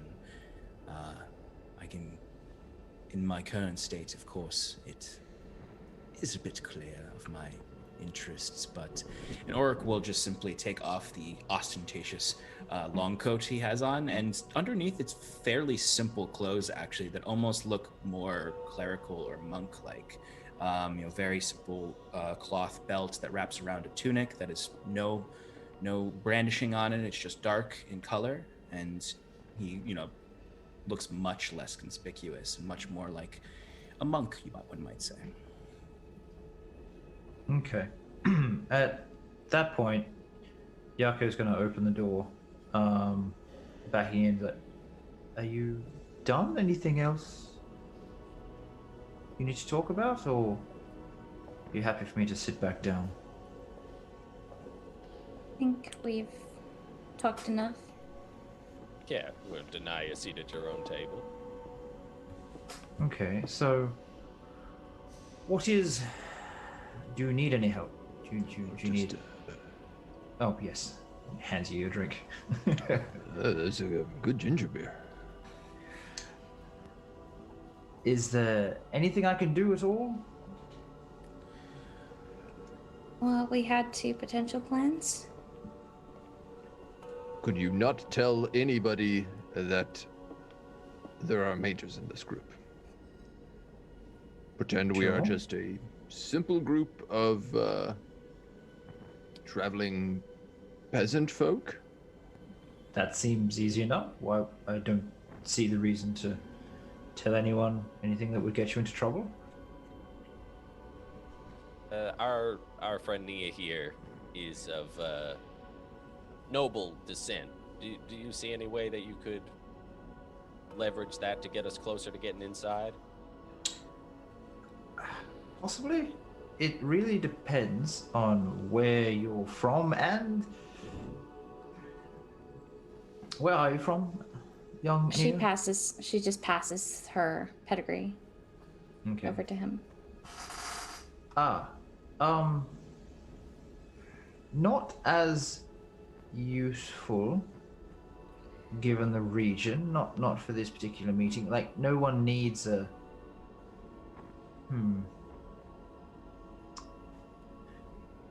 Possibly as a translator. You said. I worked as a translator for the last 5 years. Yes. Or trading ambassadors. It's what I'm good at. There might be call for one, but it wouldn't be in the council meetings. It'd be in sort of the the private meetings between two groups. Tend to happen a lot in the wee hours of the morning after council. People tend to have brought their own ambassadors, so you'd have to find a way to disappear one they already have first. Well, that's easy. But we'd have to do it in a way that it doesn't look suspicious. That one disappears and then another one just suddenly shows up ready to work. You're very callous about getting rid of someone so easily. Well, we're not talking about killing. It always sounds like he's talking about killing. We're just going to distract them every for a time day or they two. always think it's just. I don't Saros, always go look for the in the nuclear mirror, option. okay? That is why they always think that. Listen, if everybody with tattoos is a criminal, then we're never going to be able to progress as society, and Saros, reform is just never. Saros, I'm sorry to point this out, but you crushed a man's skull within 2 weeks of me meeting you. Look, to be And fair, I will you point out, look you like have a put that supervillain. meteor hammer on the table again, okay? We do not put the life-ending instrument on the table. You put it on the ground next to you. Thank you. And that mayor had made a deal with a very dangerous demon that proceeded to blow up half of one town and then blow up an entirety of another town. I've said it before, I believe that bear was tricked. I don't think he knew that that was a demon. How many more villages would have died? How many more villagers would have died? And how many more villages would have been wiped off the face of the earth if that mayor was still there?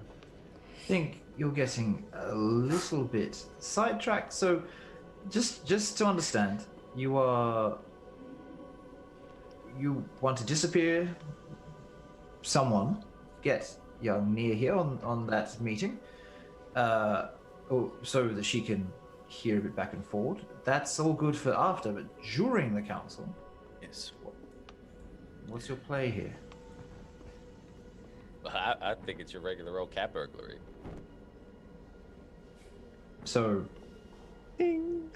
just a stakeout, figure out the best way in. Maybe I can find some schematics. Well, Leaf made a good point earlier. They're planning so hard for mages that I don't think they would expect people to go at it without magical means. Fair. Anyone here heard of Slayers? Have I? Roll history. I'm not checks, going to roll everyone. history because I'm going to get a 1. Don't you pass your... Anyone that you can have advantage there, Mr. I'm from this area. Oh, okay. I will. Thanks, that 3 was awesome. 16. Oh, Holy with a shit. 20 from Auric. Yeah. So let's Look at see Mr. what Know-It-All. we've got here. Who's the We smart got- boy of the got group? 16, 27. Leaf doesn't want to roll. Why didn't it go? Oh, there we go. Yeah, Oric just knows everything. He just has to slow down and be like, oh, yes. All right, so anyone with higher than 15 knows that Slayers are a special breed of soldiers, really. Generally, they are taken from wherever they are and trained to be the premier monster killers. They also are very good at killing things that are magically able. depending on the culture, there's different ways. The dwarves have more of them than any other, and they tend to be. It's a point of rebuilding their honor when a dwarf has a grievance against something, or feels aggrieved, or there's 100 different reasons, but they will sign up for a time or the rest of their life, depending if they want to cut things down. Generally around wartime, when something is done that seems to affect the hold, a lot of people will sign up all at once, take oaths, get their training, and effectively throw their lives away. But they have their bodies and weapons covered in runic sigils, which absorb magic from the surroundings. And with that, they can take down a standard human with these sigils will be able to take down something that a whole, company of town guard wouldn't be able to. Just for my note-taking sake, are these the same kind of sigils that were making up the anti-magic runes, or are these totally different? Different. Okay. Slayers. Certainly a sort that this group would like to avoid. Are you saying there are Slayers protecting this council? From what I understand, since the damage done to the trade center, the full contingent of Slayers has been unleashed on Duskfall. They guard every major arterial route, the walls, the gates, any important buildings. They will be at the docks, and ones that have signed on for life have absorbed enough magic to be able to recognize mages on sight. We have ways of suppressing that. That will help. We're not giant monsters, so hopefully between the two of that, we'll be able to walk by the Slayers with ease. If they find you not putting yourself forward to be taken away and tested and possibly sanctioned, you will be beaten and thrown in jail as a precaution. They are brutal creatures. I think there's probably something I should mention. Since Okay. I don't know if it's going to make covering it up difficult. And she's going to tug out her symbol, that big platinum disc. Mm-hmm. I've only told this to one other person, and it's not something I'm allowed to talk about. You sure now's the time then, if you're not allowed to? Is it going to affect your magics or something in some way? I don't know if it's something that Saros can cover. That's the problem. I can't exactly say what it is, but what gives me this magic is something very ancient and something that has been passed down for a very, very long time, and something that people would be very scared of if they saw it. So, well, we can always test these things. If Saros were to ward you, and I can ritually cast Detect Magic to see if it works. And if it does not work, then the Slayers will certainly see you. They may recognize it as a type of holy symbol, perhaps, but many wandering clergymen, even those who do not practice the divine arts, still pay homage to their gods with trinkets. I do not believe that magical items are necessarily of... It's that this is the only thing keeping it in check. This isn't just a focus. This is what keeps it under control. You're wearing a symbol of Bahamut and Saranor. So, Yes, sir. are they all gods? This is an artifact that's been passed down along with this power. And Every keeper carries it.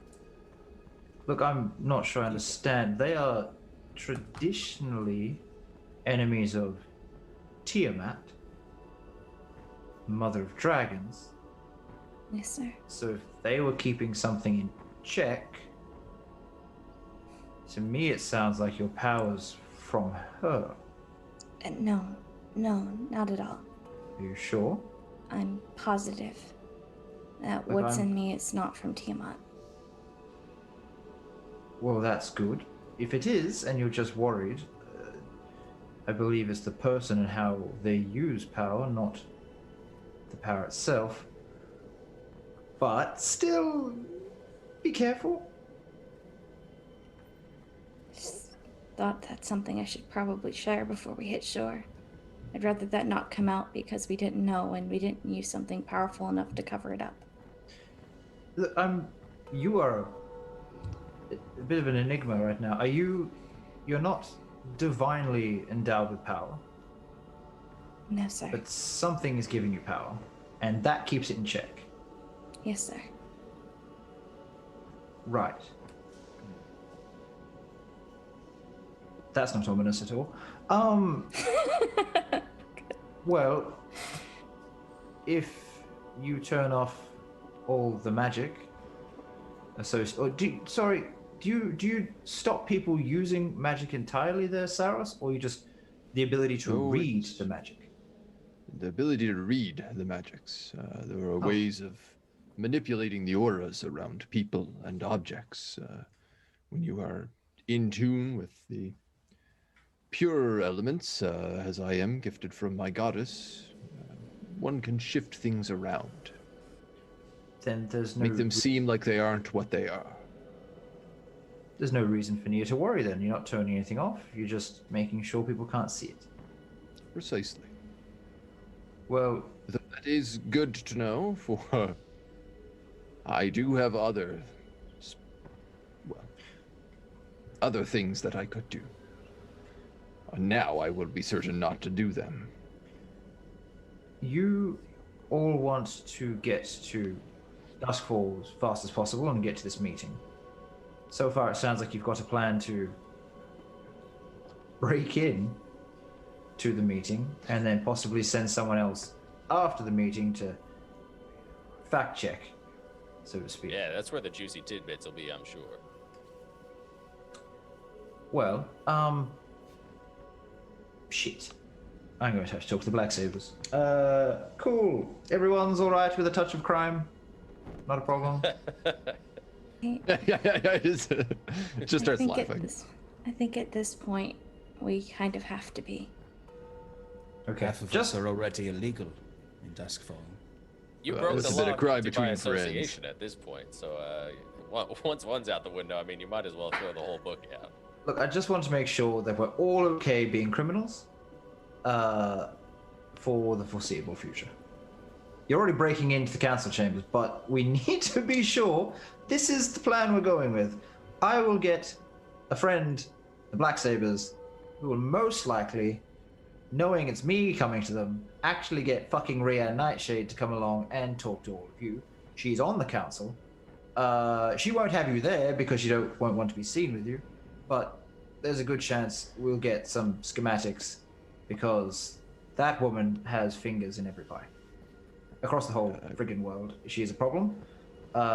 She's effectively the secret arm of the Adoran Empire and just about the most conniving woman I've ever met, and also no, never mind. She's a problem, but He's in helpful? love with her. I say to Bobby. Not anymore. It was a while ago. Do not bring that up when you talk to her. She will be. No. Look, it's fine, but it's okay. But we just need to make sure you're delicate here.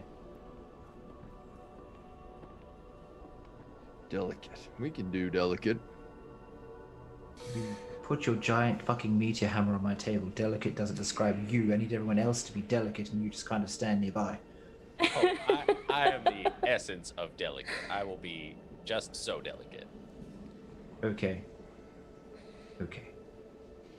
It'll be like painted on a butterfly's wings, delicate. She's probably going to ask, usually when she does business with a new group, one of you will have to join. Dibs. There are benefits to it. Also can be bad. She is a woman of her word. She does not lie. Keep that in mind. She does value honesty. I think we have been nothing but upfront, and if anything, we are quite honest. That's fair. If you go through with all this, get you the schematics, she'll probably ask a favor or two. And she will keep asking them. There won't be an end to those favors. You're in at that point. But if you do something she doesn't like, there will be consequences. And it really depends if you get word fast enough of what she doesn't like, so you don't do it. She has a temper.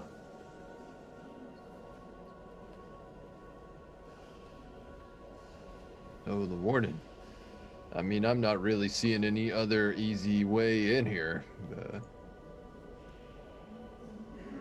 I mean, yeah, Looking we at piss this- her off, she can get in line, I guess. That is true. It seems as though our only way in to get information is some sort of connection to those inside, and this seems like the only way to get a quick and easy connection to one of them. I mean, at least she seems honest. Quick yes, easy no. But we'll see how that goes. Do you need me to ask the ship to move faster? Seems like time is something you value. You're going to need. More time we get to look around Excellent. when we're there before we get in. I'll take it, if that's something we can do. All right. We know that the meeting is in X number of days. I didn't even get a date on the meeting. They'll tell you when you get there. They're usually held when they feel they need to hold them. They give you a couple days to get there. Duskfall is one of the only, I think there's only 4 places in the world that has a teleportation circle. So all the previous ones were shattered 1,000 or so years ago, but they have that. So does I believe Eudora, Etradale, Chiron. So if you get in good with someone, you might be able to use them, but dangerous. If you appear and you're not wanted, the guards usually will finish the job pretty quick. That's another bridge I guess we'll cross if we get to it. Okay. I don't see us making that good friends that quick. Fair. Depends how much money you make her, really. Look, Oh, we're good at that. You don't look it, friend. You're sort of disheveled. I'm going to go think about what I've just agreed to. I'm going to leave you all. I can probably get the ship there by tomorrow evening. If there's anything you need to do, go do it. Bob, don't fucking touch anything. And I'll see you all in the morning. See you Thank in the you morning. for all that you Thank you. gifted us. Yeah. Bob doesn't say anything, he just looks sad, gets up and walks out towards his cabin. Didn't get to hear Bob's story, where he came from. Oh, what's he doing? This guy does not give a fuck where Bob came from. So, yeah. You guys are left to your thoughts around the dinner table. There is an awful lot that just came out in that interaction that has not in the last few weeks. Very curious.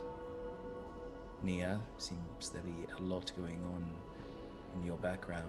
And Leaf, tangling with a dragon. And all this time seeking a wizard or a mage. I've been here the whole time. Yeah, let me tell you, you fell right in my lap, and we're gonna have a talk if Soros doesn't get a call from on high to kill you. Well, perhaps we should address that sooner rather than later. That is true. As he looks over at Saros. And he gives you a wink. It's playful. Yeah, he just gives a slight smirk and a cock of the head. Yeah, it's just Do like not worry, staring. Auric. If it comes to it, I will give you a heads up. At least I I think can you've at appreciate least earned that. Nia's All just right. kind of toying with her glass as she's hearing everybody talk. You guys can spend as long or as little time as you want sitting and chatting. Just let me know when you guys are done so I can move us to the next day. Nia, you may not be ready or comfortable sharing these details with us yet, but it seems there's a lot that we should know about your situation if it is going to risk our lives more. I mean, we are all risking each other's lives just by being with each other, it seems, but I'm more worried if I'm risking your lives more to tell you than to just keep you in the dark. well, sometimes knowledge will allow us to properly prepare ourselves for such dangers. But of course, It's a long Don't- story. I don't know how long it takes for you all to be comfortable sharing these things, but It's a long Yeah. story, and it's not a very happy one. I can't tell you Few- everything, but I can at least tell you a little. few true stories are happy. Ain't that the truth? Well, But we'd be happy to learn what you can give us now. I come from what's known in my town, the town I'm from is the Aryan family. We've been around for a very, very long time, and well, I guess it starts with my uncle and my father. My uncle was the last keeper, as we called them. I don't exactly understand what the power is that they're passing down, but I know that I can feel its intent, and I know I can hear it sometimes. Lately, it's been a bit agitated. I was the third born out of me and my siblings, and honestly, the last person they even thought was going to get it. My oldest brother was the one who was being trained to take it, and at the last minute, my uncle decided that it should go to me and not him. I don't really understand why they made that decision. I was kind of designated as the weak one very early on. I mentioned before that I've been trained to hold a sword and fight since I could hold one up. That was something my father wanted us to do. He was the head of our guard and wanted his children to be strong. I just couldn't fit that mold.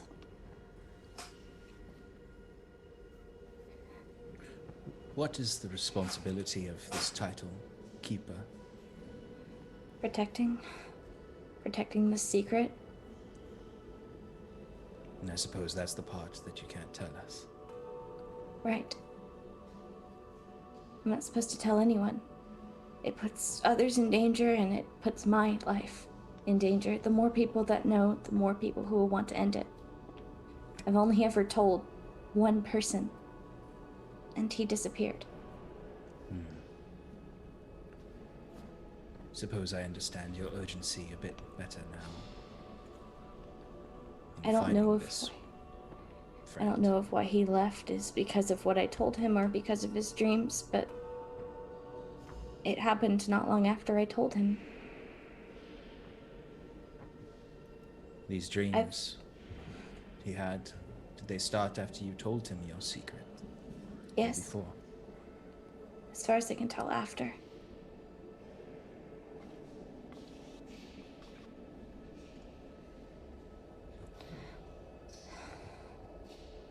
Disturbing coincidence, perhaps, but rarely do these coincidences happen when such powerful artifacts are involved. Yes, these little details are what will help. Well, there's another part. I ran away from home about 5 years ago. I wasn't supposed to, and it was a very selfish decision for me to do it, but I did it. And I can't even fathom going back home, and I know that there's people searching. So there's a part of me that wonders when I told Aaron if that marked him in some way. I don't know. Well, why not let the secret die with you or your family? Why bear it if it is not meant to be known?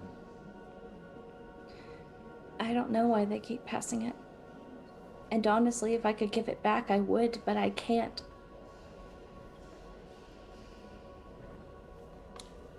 A keeper is a keeper for life.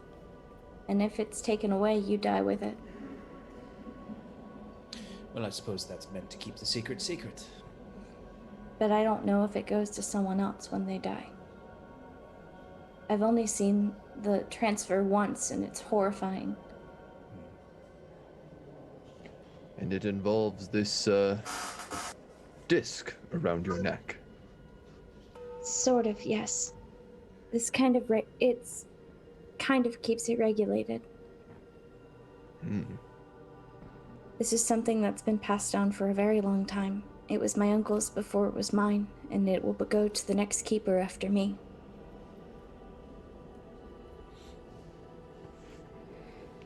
But it can't contain everything. When I come under too much stress, weird things can start happening. The ground freezes, little snow flurries. And it's something I don't really know how to control. It's harmless, Well, at least. It seems like it's been harmless, but in a place where magic is banned. Rarely does magic end up harmless. I've seen plenty of wizards who think that they're harmlessly toying with elements, harmlessly summoning minor demons and devils, only to find that turns around on them quickly.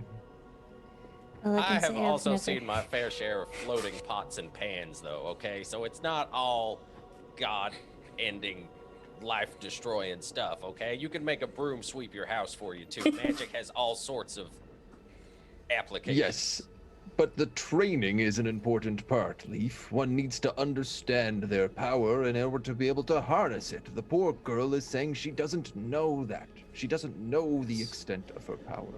And that is dangerous. For once, I am agreeing with Saros in regard to magic. My uncle was the Understanding is our only one. best weapon.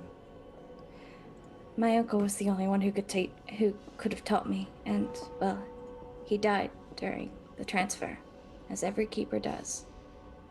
They just kind of left me to figure it out on my own, I guess. Well, here's what I have to say to that, Nia. You're here, aren't you? You've been off on your own for how long? 5 years? 5 years by yourself in a world like this. You saw what happened to me in 5 minutes back in that place. I got one arm. I can't even make that gesture I just made in real life. You are here now. That's what's important, Nia. They can talk about training all they want. They take this very seriously, this magic stuff. It's very clear. But you have proven that training isn't everything. That there is something in you that has kept you alive. And whether or not that's magic or just your own spirit, I think you should feel good about that. And that's going to be the thing that keeps us going. We don't need school. We don't need branding. We don't need to be sanctioned. We just need to keep that power that's in us moving forward. You're right. That being said, I do believe that perhaps Saros, but also for certain myself, would be happy to work with you in any way to help control it, if we can help in any way. Lovely. I think Leaf it's brings probably, good point. probably My a good own idea. magic I learned on the road. One can learn to tame their own demons without the help of branding and jail cells and the other horrors that this life possesses. I hope so. All right. So it's edging on midnight right now, and you guys had a trying day. Some of you still are wearing the clothes that were burnt in the town that evening, really. So if you want to head to bed and get your full 8 hours and use your hit die, because in this game we use hit die on long rest, not short rest. Yes, please. That might be a good call, especially for Thank those you. that like to get spell slots back the next day. Yeah. I'm happy to burn some spell slots as well. If anybody needs a little top up. Well, Let me roll my hit die and I'll let you know. so in the okay, we'll say you guys all go to bed then, and you can roll your hit die in the morning, see who still needs a bit of touching. How the from heck do you roll hit die through this thing? Saros. We will show you after. Otherwise, you can just use down the bottom of the chat. There's a option just to roll straight dice. You can do it from that. So you'll get a decent night's sleep with this ship being so calm, even despite its speed. There's no like bumping around and big comfy beds. You have a gentle sleep. Hopefully dreamless, because young Nia was a bit traumatized from the previous day. But as you awaken to the sound of gulls, if you walk upstairs and you open the doors to head out to the top deck, you are not too far from shore. He has made excellent time in this thing overnight, but he's slowed it down to a reasonable speed as he comes into shore, so he's not terrifying the people at the docks. So you've got a good 8 hours maybe till you sort of come around the land to actually get to the city. You can see the mountain in the distance. It is utterly massive, piercing the clouds. Jako's sort of sitting there, and he's sort of just talking to Bob and shaking his head, and you see him going, and he sees you guys. He's just like, as he sort of like points something out to Bob, he's like, That's enough. he wants you to save him from Bob. Oh dear. Good morning, Bobby. How are you doing today? I'm all right. I'm just trying to figure out why this ship's so big. He keeps saying it's bent, but I don't understand what he means. It's bent space or something. Magic, Bobby. Yeah, it's Well- magic. I thought that, yeah, okay. You Just- see, Bobby, there are these things called pocket dimensions that some of powerful magical skill can expand and retract and create all manner of magnificent things. Well, first, what's a dimension? We'll have lessons later in the day. Okay, Some but basic concepts of spatial reality. Does ship a pocket dimension? space. Look, you fit space in your pocket. Certainly, I can. And just to add more insult to Bob's messed up experience of magic, I will just very quickly cast wrist pocket and toss my spell book into a pocket dimension and have it disappear for a moment. Oh my god. Where'd it go? What was that? It's right here. You see, Where, I placed you put it that in your pocket? dimension. You put that in your pocket? A pocket in space. No, space hasn't got clothes. Bob. Okay. What It's about like a- Ryan's belt? It's like it's like a magic little pocket, like a magic bag that has no limit to how much you can put in it. That's a pocket. Sometimes there's a No. limit. Most of the time there's a limit. You're kind of confusing more. Is it bags or clothes? I don't understand. Robert, why Yes? don't you get yourself some breakfast and we will discuss it at a later date. I am hungry. Yes, and there are Alright. such You want excellent me to- foods here. Do you want me to bring you something? Certainly. Whatever you're having, I will have. All right. Anything. So, I think I saw some orange juice and some like oats and stuff, and I'll see if I can find some milk for the kitty. And he heads off. I'm sure he will love it. If anything happens to this innkeeper, I will riot. I'm sorry, Leaf, to keep insulting you. And As he he's heads walking off. away, Leaf is just like, check all the doors, Bobby. Every door. Open every door. Leaf, That's now you know not how I what feel you every time I'm called a want. child. He's gone for a while. You guys can talk. You will be distracted for time. Well, if we're preparing to make landfall today, there are some rituals we should cast to prepare. We wanted to test and see if yours will actually cover mine up, right? Speaking Correct. of all of this, I do have room in the hold for any sort of large-scale rituals, magical testing. I know you'd be interested in that, Auric. If you need to do anything at all, just let me know. Head down there, and we will hopefully, you don't do too much damage. Certainly. That's where we're going to head, I suppose. Very good. Well, how big is this ritual? How much space do you need? I mean, certainly this deck would suffice. It is mostly just channeled around the person or object. Okay. So you're going to cast the ritual on everyone individually or together? Individually, Okay. How long does the ritual last? 24 hours. Oh, that's perfect then. And Auric, you. Yes. What would you like to do for your time here before we get to shore? But there are two rituals I would like to do. One, after Saros has completed his task, I would like to ritually cast Detect Magic to ensure Nia's emblem does not still show an improper magical aura. And then, at some point before we make landing, I would like to perform a ritual to bring back my familiar to have it ready.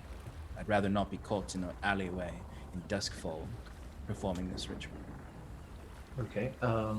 Understood. Is there anything else magical wise you want to do at all? I have. You said you're trying to learn more about your magic. I was hoping to see you develop some. I was kind of hoping you'd let me sit in and watch. I would be happy to have you. It's always excellent to have collaborators in experimentation. There are a number of things that I would like to use your facility for if it is indeed secure. Should be. It will require excessive amounts of power, far beyond what you should be capable of. Not to insult you, but it's built for more than you. I understand this vessel is certainly, as you said, she is certainly a very powerful creation, structure. Okay, well, let's get you all anti-magicked, I guess, and then I will take you down to the hold. So, Excellent. go expend every spell slot you need to expend to do this. There, Oh my god, it's so There money. So it's Nistel's magical aura, or I think it's also known as Arcanist's magic aura. So you place an illusion on a creature or object you touch so that divination spells reveal false information about it. The target can be a willing creature or object. When you cast the spell, the following effects occur for the following duration. Blah, blah, blah, blah, blah, blah, blah, blah, blah. False aura. You change the way a target appears to spells and magical effects, such as detect magic, that detect magical auras. You can make a non-magical object appear magical, a magical object appear non-magical, or change the object's magical aura so that it begins to belong to a specific school of magic that you choose. You can also change the way a target appears to spells and magical effects that detect creature types, such as a paladin's divine sense or the trigger of a symbol spell. You choose the creature type and other spells, etc., etc. Okay. So I like, for example, Saros casts this every single day on himself, which is why he doesn't ever appear to have any magical items. Like his hammer doesn't appear magical.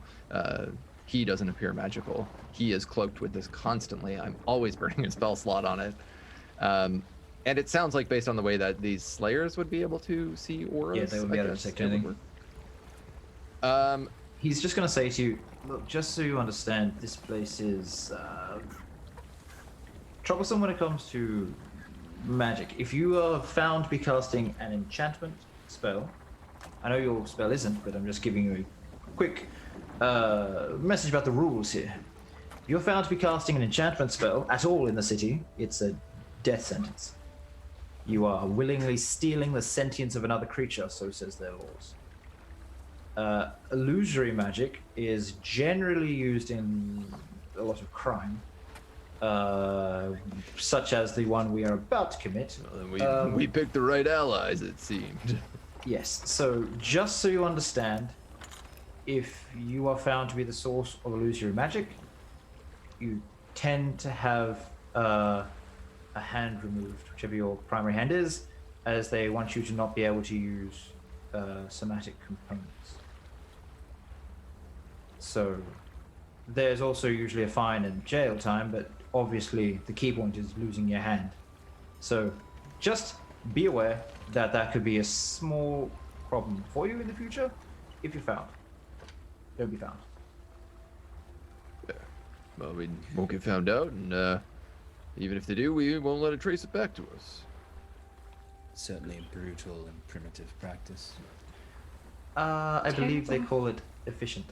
But yes, I can see what you mean. Oh, well, they can, if they are so powerful to remove magic entirely from an entity, you'd think they would just do that. Yes, this is for the people that aren't found. Usually that's also followed up. See, evocations generally just property damage, assault, first, third degree murder, manslaughter, it's all along those lines, but enchantment and illusion are premeditated and have a lot of extra connotations involved. So it's very... yes. Anyways, continue with your ritual. I'm keen to see how you do this.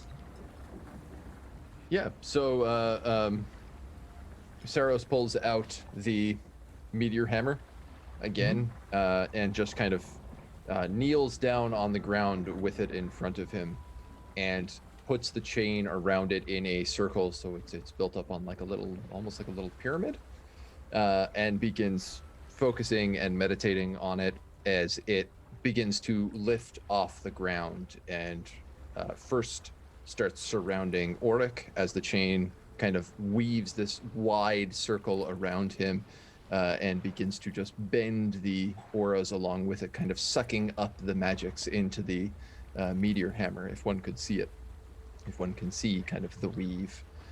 It then proceeds to go to Nia and do the same thing before settling back down in this pile directly in front of Saros. Okay. Interesting. Your Leaf, do you have any magics at all? I saw you shake your head, but no sound came out, so I'm assuming that's a yes. Oh, I said no. Yeah, well, the shaking of the head sort of gave that away, but it seemed like he was in a silence cone, so I was confused. Maybe I have more power than I first thought I did. Bending reality. That's his. Leaf's the secret sorcerer, guys. I guess I would also look over to Sloane, who I know I assume would be up and with us at this point as well. Sloane is in her room about to do something, so... Yep. Yes. Uh-oh. After Saros is done with the ritual, Auric would then persist with the ritual casting of Detect Magic. He would bring his book out, lay it down, open the pages out. The orb would come out and float above one of his hands, and you can see it as he's sort of just one hand is on the page and sort of moving along the different magical equations and scripts. He is sort of incanting under his breath to cast the spell, and the orb is sort of changing shape, increasing and shrinking in size as he casts it. And then it's mostly just this verbal component and somatic component. Okay. You see no auras because you cannot see auras now, I believe, with this spell up. So yeah, has definitely worked. So there's how many? It's like how many minutes is it for the ritual? 10 minutes for each one. For Detect Magic to cast it, it's technically 11 minutes. Okay. Yeah. But also This the is- other rituals. Mine's not a ritual. It's not a ritual. I just burn a spell Okay. slot. That's fine. So all of this has been, let's say it's been 15 minutes to get everything prepped and ready and done. At which point, Bob walks out and he's kind of, sort of like got an eye closed and he's holding a drink. He's like, checked all the doors. Do you know if there's that big lady in one of them? She said I should knock. And she hit me. You Wasn't didn't nice. knock before you went in through those doors, Bob. You always knock. But how would I check every door if I had to knock on every door? There wouldn't be people. I wouldn't know. You Bubba, knock. you're an innkeeper. hear. You should know this. Look, Just it's not open all my the inn. doors I've every just day. got punched. Why are you so Well, not mean? anymore, and obviously that's for the best. Robert, this is a learning experience, and you've learned something, and that is a good thing. Sloane is also a very good teacher of lessons of this kind. I have also received one of those punches before in our journeys together, and it is a swift educator. While this is going on, can I check and see the progress on my sword healing from its explosion in the magic cage? You can attempt to summon it if you think that's good on the deck of the ship with everyone around you. I think I'll wait till we're downstairs. That's what I want to do, is check Okay. my sword's progress. So I've been very mean to it. what we'll say right now, because we are getting towards the end of the session, you go downstairs. What are you trying to do for it? So first he would ritually summon his familiar. He would lay out all of the ingredients for that, lay down the charcoal, the incense, the herbs, and sort of emulate them all, slowly doing the verbal and somatic components. The orb itself also shrinking and increasing. As he's doing so, there would be a small light that would appear in front of him, and also along with the typical charcoal, incense, and herbs, he would reach into his pocket and drop a single owl feather into the ritual, and then slowly in front of him, a little, greenish blue light would slowly but surely construct an owl. There will be bone and then flesh slowly growing all across the owl, and then feathers slowly peeking out of it as there's this horrifying fleshless owl skull that sort of is like shaking and feeling all of this, and then slowly it would Horrible. come into Who's watching full this? All of you? I feel like Nia started watching, think and as so, soon as yeah. it started getting fucked up, Yeah, she hid behind Saros. Pretty much how he describes. The feather goes down, and then just like a ball of flesh grows on the end of it, and then bones start just like cracking through the skin, and it's stretch over. So like at one point, you're sitting there, it's just ribs just pop out, and it's utterly horrifying. And then I wanna Auric just just be Auric is just Yeah. Auric is just humming while he's doing this too, in between the verbal incantations. At which point at the end, yes, you've got the big owl there. What else are you doing down there? All right, welcome back, Gladstone number 75. He will. Auric is going to be attempting a experimental casting of Expeditious Retreat. to attempt to, through incantations, verbal, somatic, he is attempting to speed up the time around Gladstone to essentially learn to cast the spell on his own through dunamantic magic. Roll me an Arcana check, Yes, sir. please. Everybody take cover. Yeah. What does it mean it's- when he says experimental casting? He's trying to turn this from its usual school of magic into dunamantic magic. Yeah. So I have I'm- the equations for it in my spell book, and I'm just trying to manipulate them to the source of magic to no longer be the transmutation or whatever Cool. it might be normally. So he would be like running his hand over. He's attempting to isolate the time around his owl to increase their speed. Basically the same shit he tried when I got Can- dragon scale launched in my ribs. Can I, just for clarification, Expeditious Retreat is transmutation, yes? Let me double check. Yes, it is. Okay. Firstly, it only half succeeds. Your roll is, let me check. It should be 20. It's a dirty Yep, 20. cool. It's a fail. Can I just get you to roll me a D100 on my fancy wild magic table? Oh god. Sure. Oh god. No. Dude. 82. 82, he says. That's a 6 very fireballs high go off. number. Let me just find this. I apologize for the wait. I hate wild magic can so much. I please? Let me double check. I guess- Because it's high enough, it actually requires a second roll. Okay. It goes from the mild table to the bad table. So roll again. Another D100. Okay. 73. Clouds form along the roof of this place, and they start off white, very rapidly go grey, then fill with this crimson red color. Winds whip up in the area, and lightning starts crackling, and then just torrential rains of blood start pouring from the cloud as lightning whips around, scorching the area.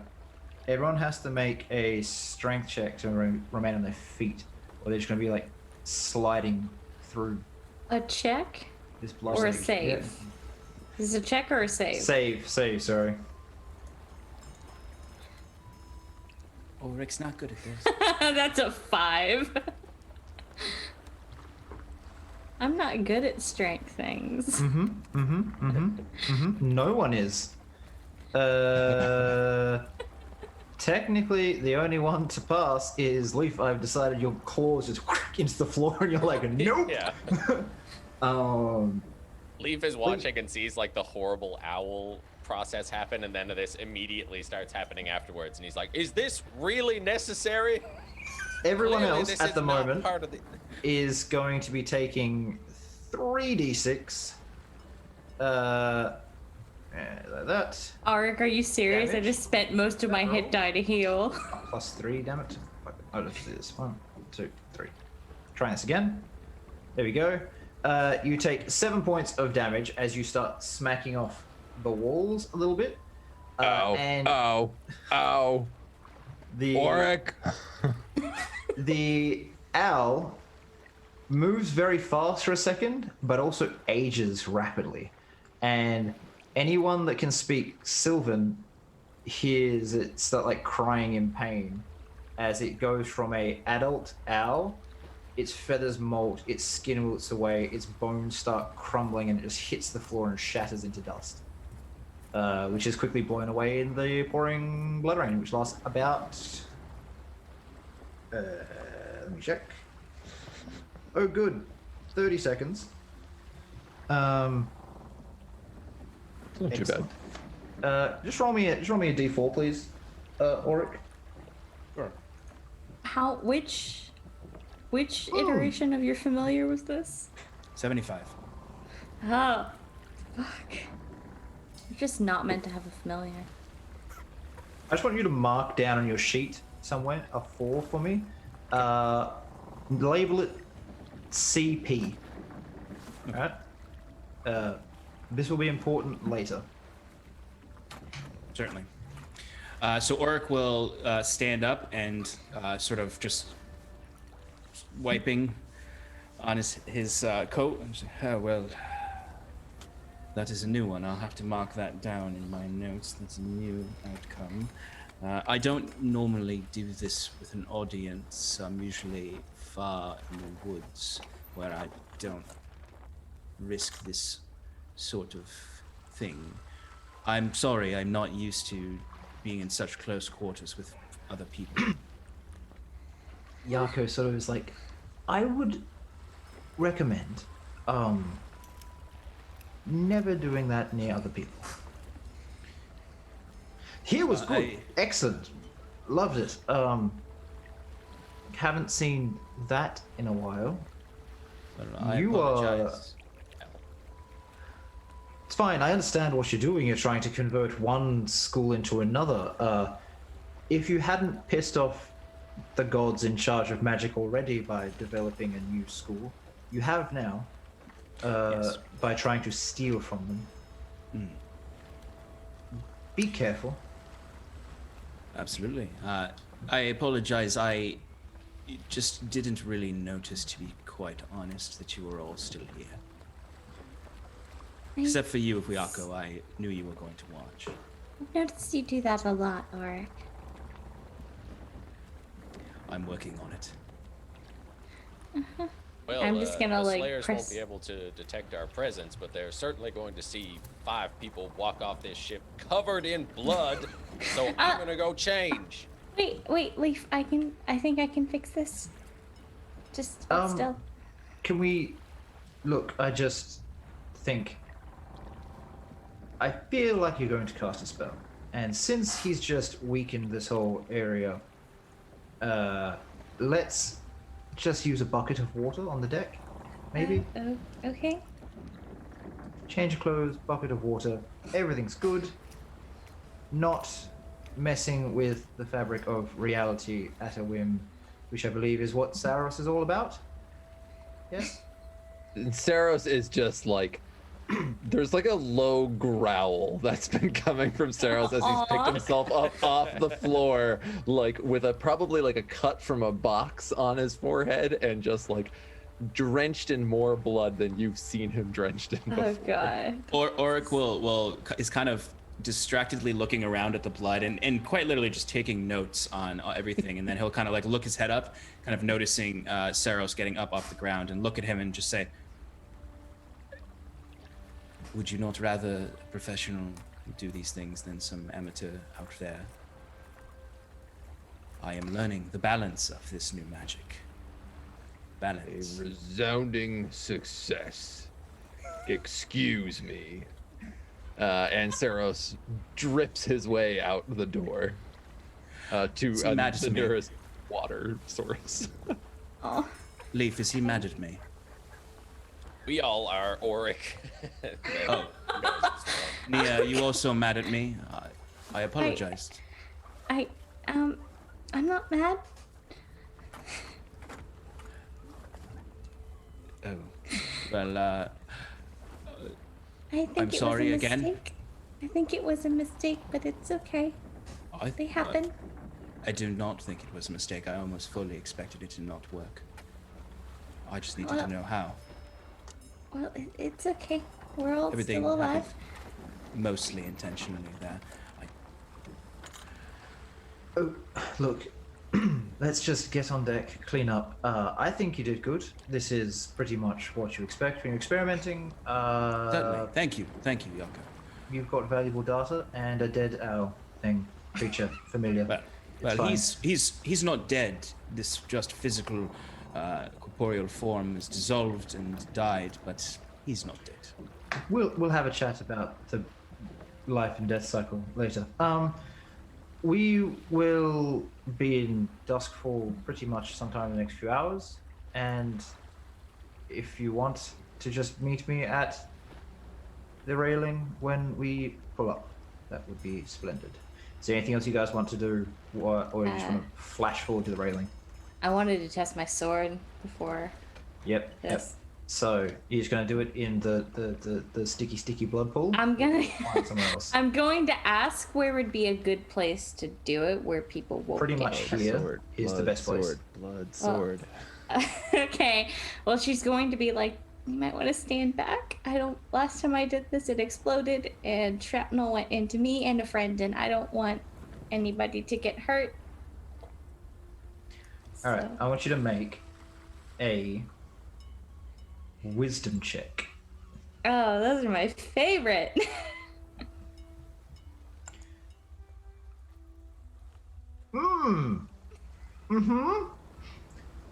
You summon a hilt, and there's a clatter from all points of the room as pieces of metal, smoking metal, hit the ground. Oh no. You've summoned it over about a 20-foot radius. Cool. Is the ribbon on the end still intact? Yep, That's still there. fine. It's Cool. half red now because it's all in the fluid on the floor. I'll press to clean it in a minute, alright? Alright. So, Okay. I'm sorry. Auric would probably still be there seeing that. Do you have anything, or are you just ignoring it? Like, experimentation of her own. No, Auric is very, very much so writing notes down furiously, and will look to Nia as she's sort of holding this shattered hilt. Was this a mistake, or did you intend for this to be the results of your This was not supposed to happen. Ever since it shattered in the anti-magic cage, it hasn't really been acting right. Pretty sure that was a bad idea, but the roof was caving in. I didn't know what else to do, so... But is this just... Can you identify any progress in this current iteration? It's not in shrapnel blowing up and shredding me and Sloan. Progress. Yeah, sure. Excellent. 2 successful experiments in this morning. Sure, we'll call it that. I'm gonna go up on the deck, defeated. Okay, so you spend your time cleaning up, getting things together, and the ship pulls in to Duskfall. It just by itself moves between other ships that are there. It's quite a busy city. It is probably the busiest city. It's the major northern trading point in the world. And and my voice goes right at the end there. As you get there, you look down and you can see to your left as you sort of just get into the dock, down off the ship.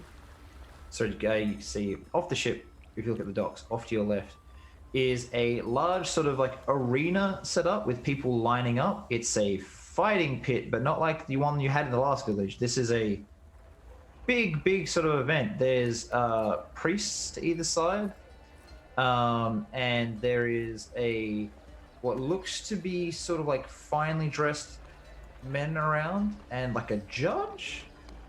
This is as in a lord judge, not just a judge of the fights. There's a very big feeling of this is a legitimate sort of way to solve issues in this town. All the fancy lawyer and judge people are seeing sort of a pavilion that's raised. That's off to your left. To your right, you see a big burly dwarf with a maul and a human fighter next to them. They are covered in tattoos that seem to pulse and glow, and the head of the maul has these red burning runes in it, and as he's swinging the maul, it's trailing these small sparks and smoke out of it. Together these two people are beating an elven man. They quickly knock him senseless and throw shackles around him before just physically dragging him away. He's lying on the floor and they just pull him away.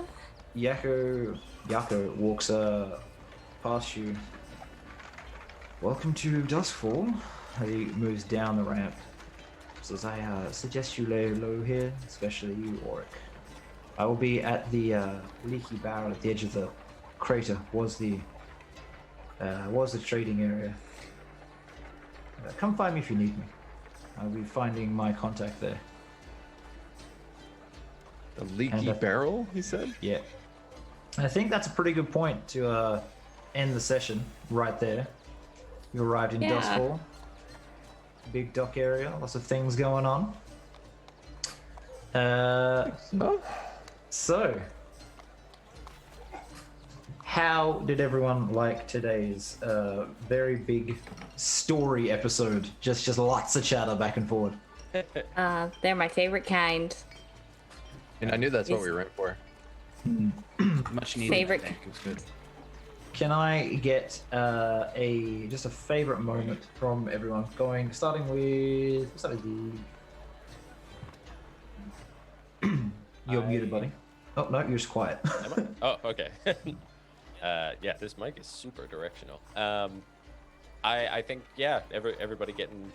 I think actually everybody sort of talking to Nia about her past. I think we learned a lot about Nia in this session, and it clarifies a lot of stuff. So that was my favorite. Okay, Nia. Everything to do with Bob is my favorite. Just you like Bob. Yeah, Bob I has love fallen him. off my like list for sure this session. He's gone way down. No, I love him, He's and got I will rogue. be so upset if anything happens to him. Something is going to happen to him. I'm going to Thanks. I'm going to have to ask you about that in a minute. Okay, Saras, what do you reckon was your favorite point? Oh, I mean, I love the blood rave. That was a lot of fun. But I would have to say, Nia just dropping some serious bombs in that conversation. That was like Sarah's going from being like, oh, this harmless little child, to being like, oh shit, there's something. I gotta be really concerned about something there. Like, trying to keep a poker face. All right, and Auric. Well, it was certainly lovely to get to do some fun explanation and description of spells and experimentation and blood rain and building an owl from nothing. But I have to agree with Mike and Kieran. I really enjoyed the interactions with Nia there, and it definitely Auric was definitely like, oh, the child has a lot more going on than just some divination. She's not just this random kid running around. She has reasons. No, it's definitely. It was also just, I think, a really nice moment of the party talking and learning about each other. Yeah. We haven't had one of those in a while. You know, it was good. I think that was your first actual real one since you guys got together. So that was good. It was a shame Shannon was not here to see it. Yeah. To take part, but she'll be here next week. Teach her to have fun without us. Oh God, I know, having a life. How dare she? She can watch the VOD and then she can record her side of the conversation, and then you can And we'll just paste it in. Yeah. Yeah. I think for me it was the same. It was the interaction with Nia and everyone, just sort of going over all the, especially just watching everyone's reactions, the possibilities that could have. So it was interesting. I just enjoyed the what I think you thought was a throwaway comment maybe there, Kieran, where you're like, oh, he's in love with her, and I have in his backstory that they were together at one point. For sure. I knew that was was great. I was like, there's no way there's not a history there. Like, I was trying to really make it glad sound like there heard about was, it. so I'm glad that came across. Definitely did. All right, and thank you to the audience for showing up and watching us again. We really appreciate having you all here. We love to see the chat moving. Thank you to all the new follows. We had a raid as well, which I didn't say on while we're playing because we were playing. But thank you very much for everyone that came along with that and who stuck around, especially. It's amazing of you. Thank you very much.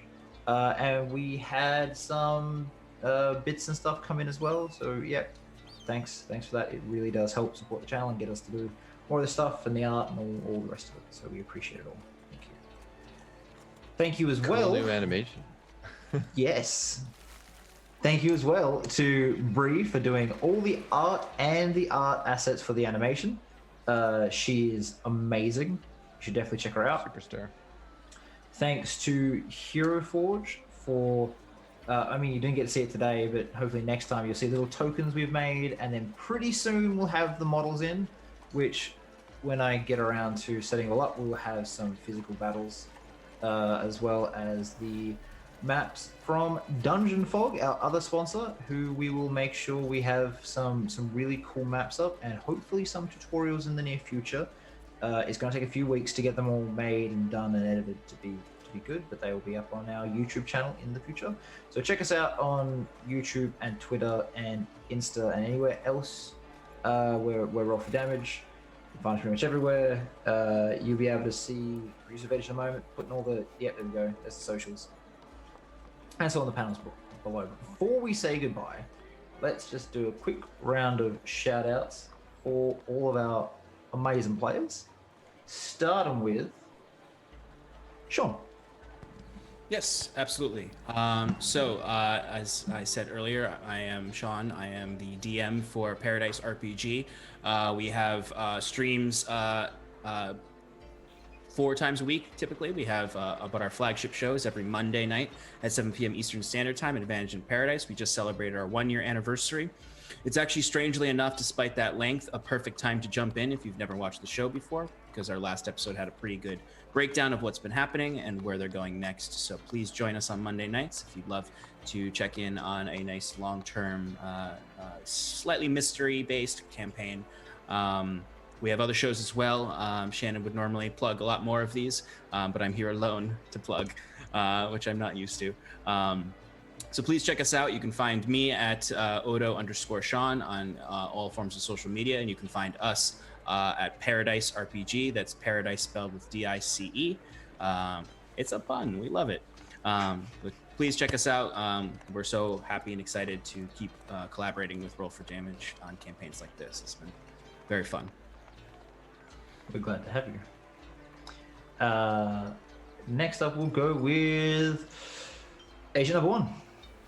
Hello, I'm Agent Number 1. I have been playing your lovably charming Saros Starwever.